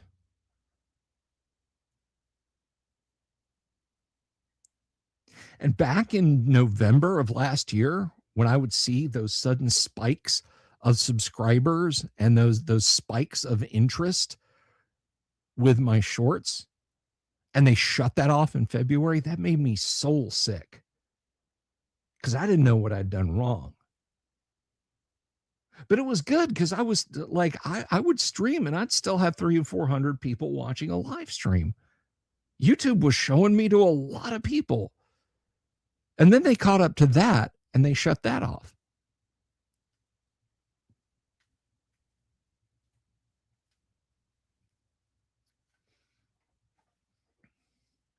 I didn't just open a YouTube channel, find something moderately popular. Like, I mean, you get a content creator today who'll say, you know, do an AI voice, just show his hands, just show a workbench, and write a script. You know, I went to the Goodwill. I found this Office PC. Can we make it game? First, let's test it. In Minecraft, 7 frames a second. Not good. Let's try some basic upgrades. And it's the same fucking thing. 4th gen Xeon, 8 more gigs of RAM, low profile GTX card. Look at this. It's awesome now.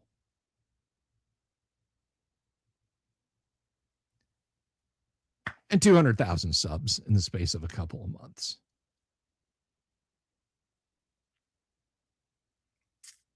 Exactly, Thor. It's cookie cutter content.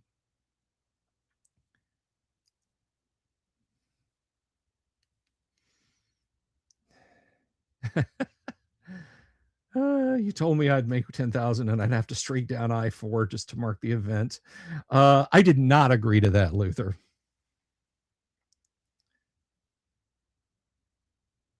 Yeah, you know, I absolutely could have done that.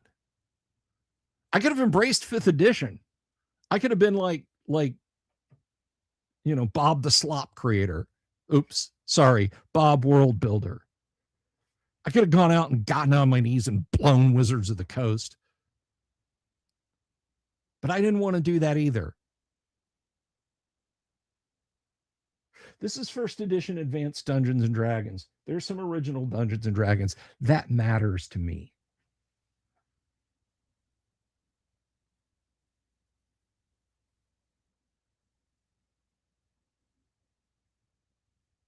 And it matters to a lot of other people. I'm not here because of YouTube. I'm here in spite of YouTube, with the emphasis on spite.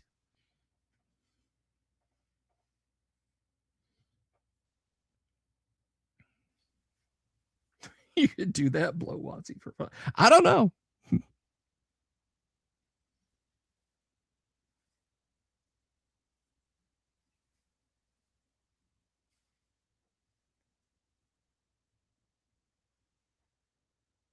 But I will amend myself. I will correct myself. We got here. You guys stuck around for the content. You go watch today's shorts. I got one more short to upload today. You know what I've done?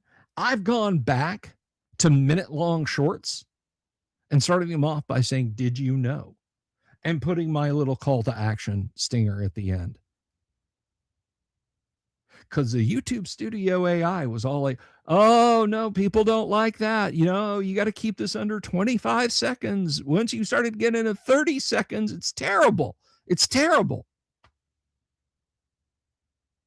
So for like 2 weeks, 2.5 weeks, I did them the way they said. The metrics are identical. The metrics in 1-minute videos with my "Did you know" opening and my call to action ending and 25-second videos are identical. It did nothing but lower the content, in my opinion. I've gone back to frame transitions.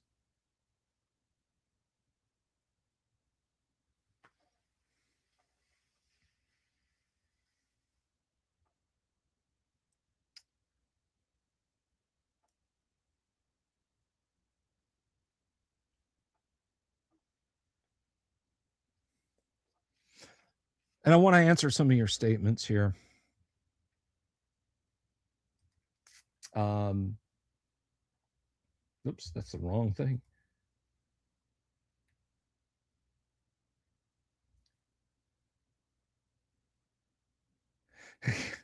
North of the Rockies says, "I could have become Bill Shilvey, but I have too much integrity." I hope so.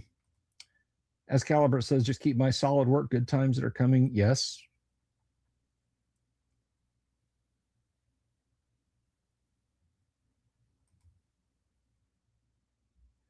Yeah, I've noticed a lot of the dungeon tubers are packing it in and moving on, which I think is hilarious.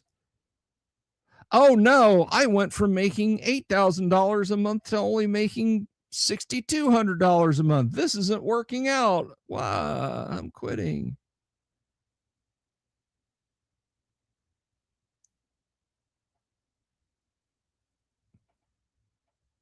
The Games Workshop situation just got worse. But I've bagged on her enough. I'll stop. But Luther asked an important question here. Do I really want 100,000? I got to be honest with you, Luther. There is a point of parasocial disconnect that I would try to be that person for everybody, and that's not a good thing. I mean, Rush has got a fantastic line in one of their songs. I can't pretend a stranger is a long-awaited friend. If I bumped into you or Bob Jester or most of you guys who are solid hangouts here in the live chat at a con, we'd drink, we'd have a beer. But I mean, think about a city of 100,000. I want you to think about this. Luther, this is relevant. Bryant-Denny Stadium holds 100,000 people, holds 109,000, but we're just going to say 100,000. That's 3 times the population of Gadsden, Alabama. How many really awful people do you think there are in Gadsden? Now think of a city of 100,000 people. That's most of the population of Etowah County. Cram that into Bryant-Denny Stadium. Do you see what I'm getting at? So you see somebody with 5, 6, 7 million subscribers. The population of New York City is subscribed to them. You know.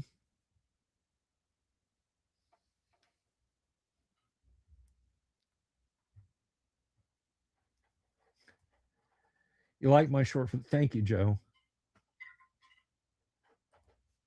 The AI stuff is not meant for us. It's meant for popular topics. And I think you're right. Joe, you like the longer shorts? Well, you guys are going to get the longer shorts. As Caliber says, do I know the... No, I don't know that channel. I do not know that channel.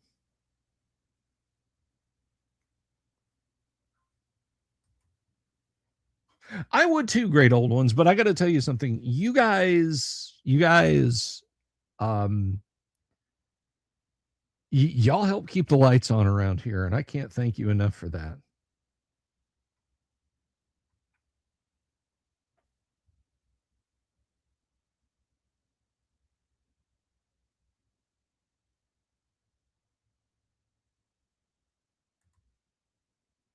Yeah, I mean, yeah. I can honestly say, you guys, with like one exception, I have never had like a parasocial interaction with y'all. It's all good here. As Caliber. Oh, 42. You spring chicken, you youngster, you kid. You should be outside doing Zoomer stuff. 42. No, that's awesome, dude. Young Gen Xer. You don't even love first edition. Well, you better love first edition AD&D the way I do.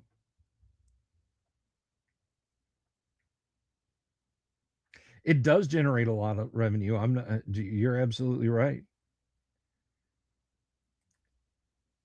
No, I pay you guys for the I pay you guys for the merch residuals, Gonzalo. Any plans for the Friday night streams? No, it's not going to be OD&D, at least not right now. Hi, Light Main. Good to see you.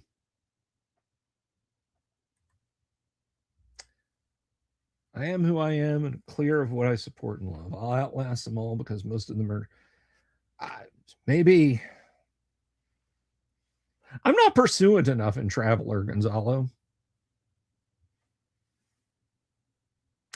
Thor, look up Chesterton's Wall. And or Chesterton's fence, rather, I should say, and understand why you don't take that fence down.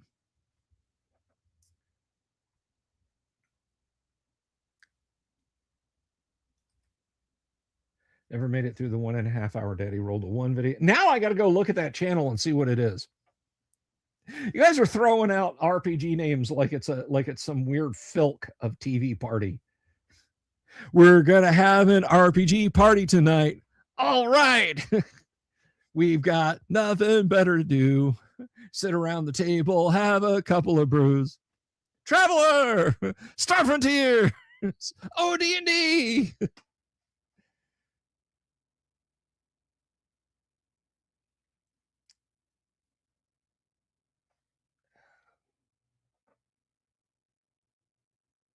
I have the distinct flaw blue. I love Treadford. No. Luther. I don't have that flaw. I know that the blue version is a superior version. It's cool, dude. No, I do not have that flaw, my friend. Don't worry. I know that the blue version is a superior version, so we're cool.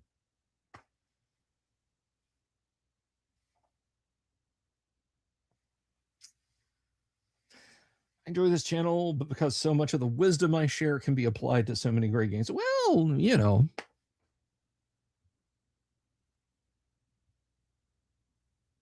I had somebody get really mad at me once. I was talking about like, yeah, you could do that in your game. That's your game. I wouldn't do that in mine. And he sent me like a really nasty email.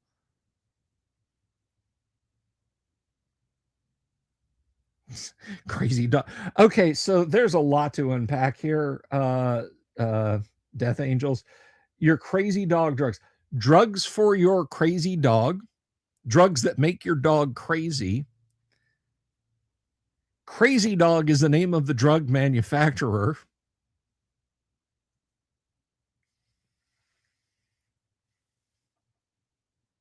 Yeah, well, Gonzalo, I mean, what are you going to do?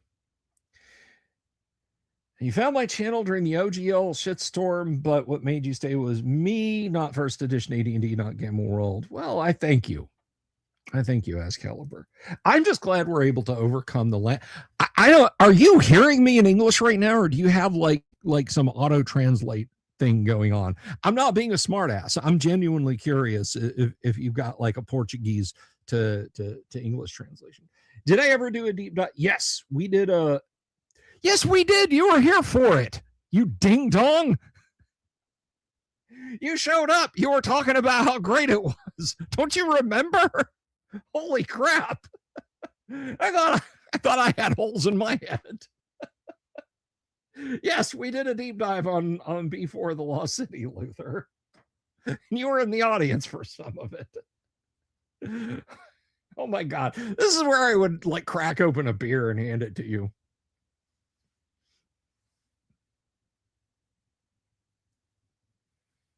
I mean, in Luther's defense, like I will sit down and do a short and record it and be like, wait a minute.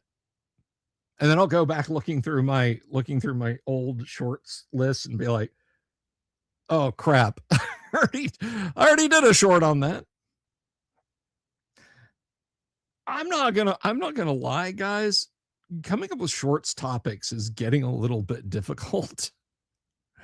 I am starting to run a little thin on TSR lore, but I've got some left.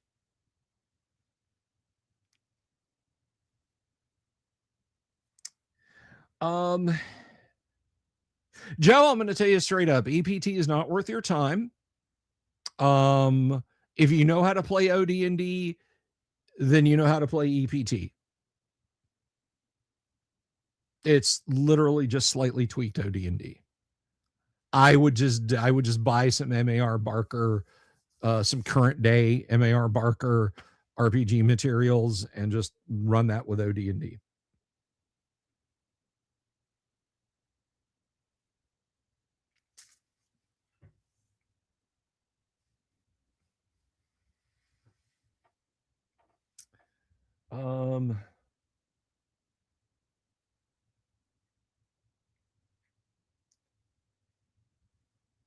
Oh, you have good English skills. Oh, okay. Thank you, Excalibur.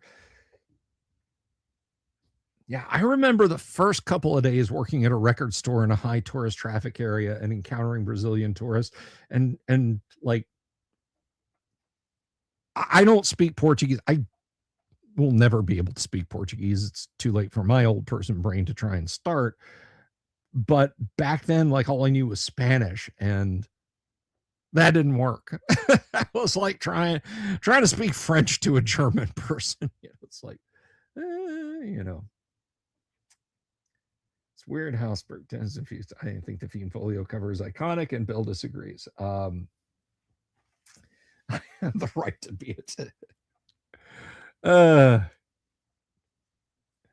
Anyway,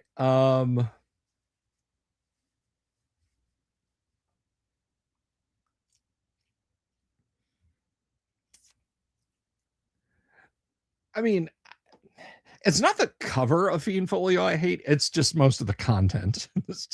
It's an objectively bad book, with the exception of most of the TSR US offices stuff put in. I mean, Alan Hammock had to like copy read that thing in the States, and he was like, well, this is a mess. This is all a bunch of science fiction stuff. This doesn't belong in D&D. And that's from Alan's mouth. That's not, Rock the Grell. Oh, sorry, that's a little LL Cool J jumping out there.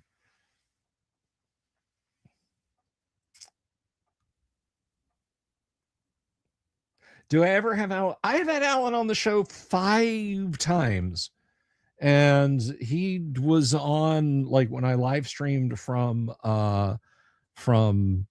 EggCon last year. And he was on when I live streamed from Page this year. So yes, I've had Alan on the show a lot.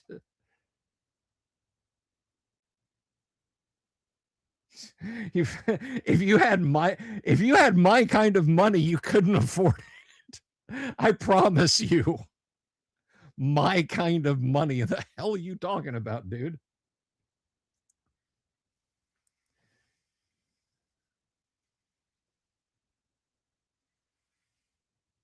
Actually, if I wanted to play Dark Tower, there's a website online you can play Dark Tower on.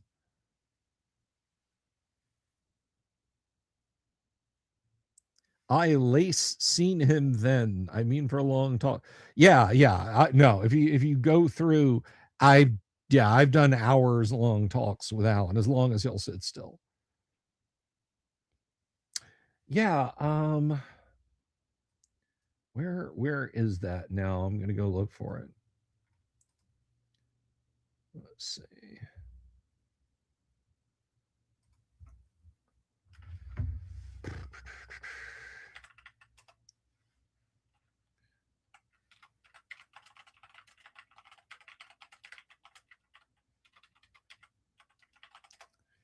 So let's see.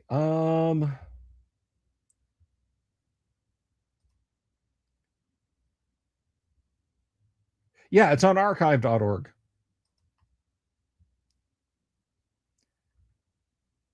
I mean, I hope it'll still work.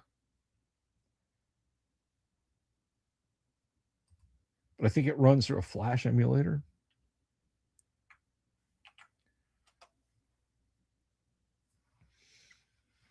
But yeah, you can go play it there if you want. Not spend $600.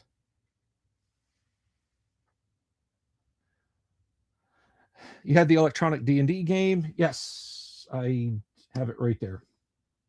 And that you can also play that online. And you can play the handheld D&D Electronic Labyrinth game online. Oh gosh, guys. So anyway, we have a big week in front of us. I hope you guys will all tune in for the big week ahead. We have currently got 64 of you guys watching on X, 29 of you guys watching on YouTube. We'll go to the bottom of the hour. 15 more minutes, and we'll go to the top of the hour. We're not going to go 15 more minutes. We're going to go to the top of the hour to 7 o'clock, and then I'm going to go cook a bunch of spaghetti because I'm hungry. No one presumes picked up. We used to get a lot of them. Hey, Death Angel, you ever listen to number stations? People like get ooked out about number stations. Here's the thing: number stations have existed like literally within months of radio coming out at the turn of the 20th century. number stations popped up. People were like, well, we can just do one-time pad numbers over long wave. But the real one that should give you the creeps, the real one that should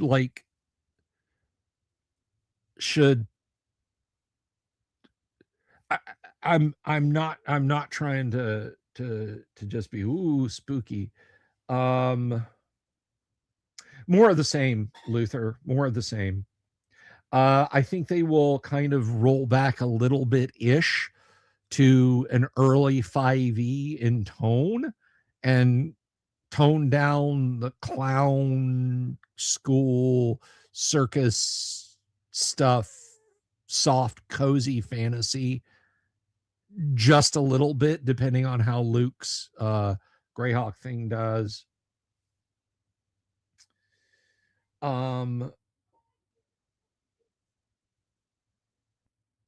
But the one you should watch out for, the one that should make your skin crawl, is if you're ever sitting there and you're just scanning the airwaves and you hear a message start off with Sky King, do not respond, and it starts reading off alphanumerics.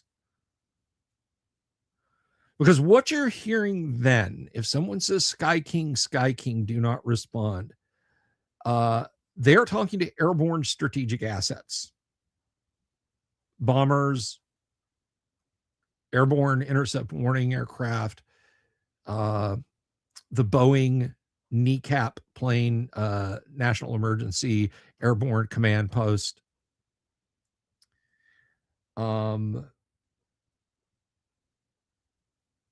That means that there are planes in the air ready to start the end of the world. Now, it could be, it almost certainly is an exercise. But like, if you're hearing that a lot, you're okay to pucker up. You're okay to feel a little ooped out.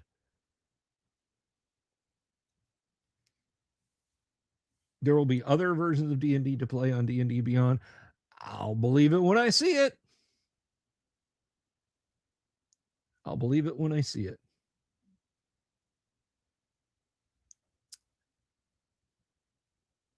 Oh, yeah, I'm not talking about A10s. I'm talking about B2s, soon to be B21s, B52s, B1s, E4Bs, E2Cs. Like I said, the kneecap aircraft. But yeah, number stations are kind of cool.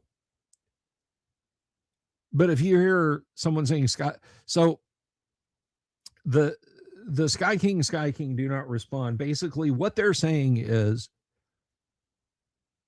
all strategic assets who can hear this, don't get on the radio and say anything back, because that can triangulate you to where we are or triangulate to where you are. Here's a message for you. And then they'll stop. Now, on the airplane, the co-pilot, bombardier, navigator, whoever, B-52 crew is 5 people, 6 people, I can't remember. B-2 crew is 2, B-21 will be 2. A B-1, I think, is 4, 3 or 4. There's someone who has a one-time pad for the day, and they'll write down all those alphanumeric, Romeo, Tango, Foxtrot, Echo 3-9er, and they'll write those down and they'll compare them. And that may say, go bomb Moscow. Or it may say, fly back to Minot and land. Or it may say, hold where you're at, await the next message.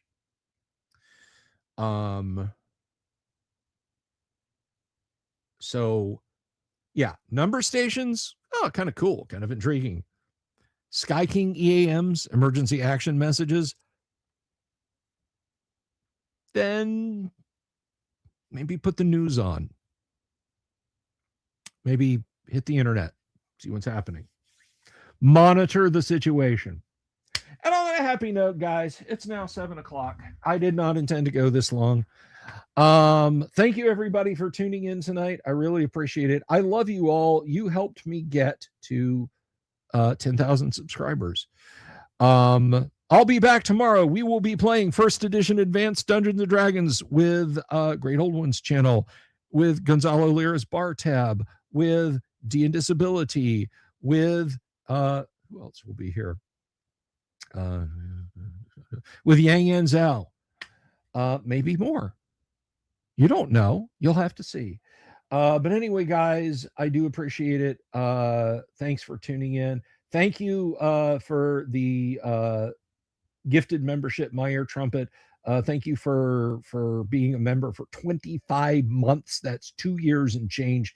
Doc Flamingo. Thank you, Lost Lore Scholar, for £2. Thank you, Gonzalo Lira's Bar Tab for $2.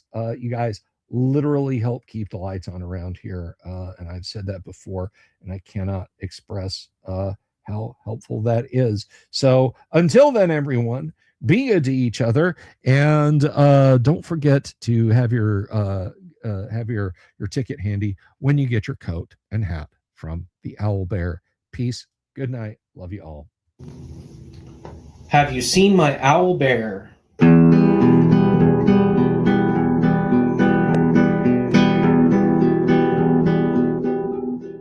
Here's to all the weirdos everywhere, in the woods and in the air. Have you seen my owl bear? Should I shave off all my hair? Bobs are all around, some live in tunnels underground. Some are fat, some are rich, some are sleeping in a ditch.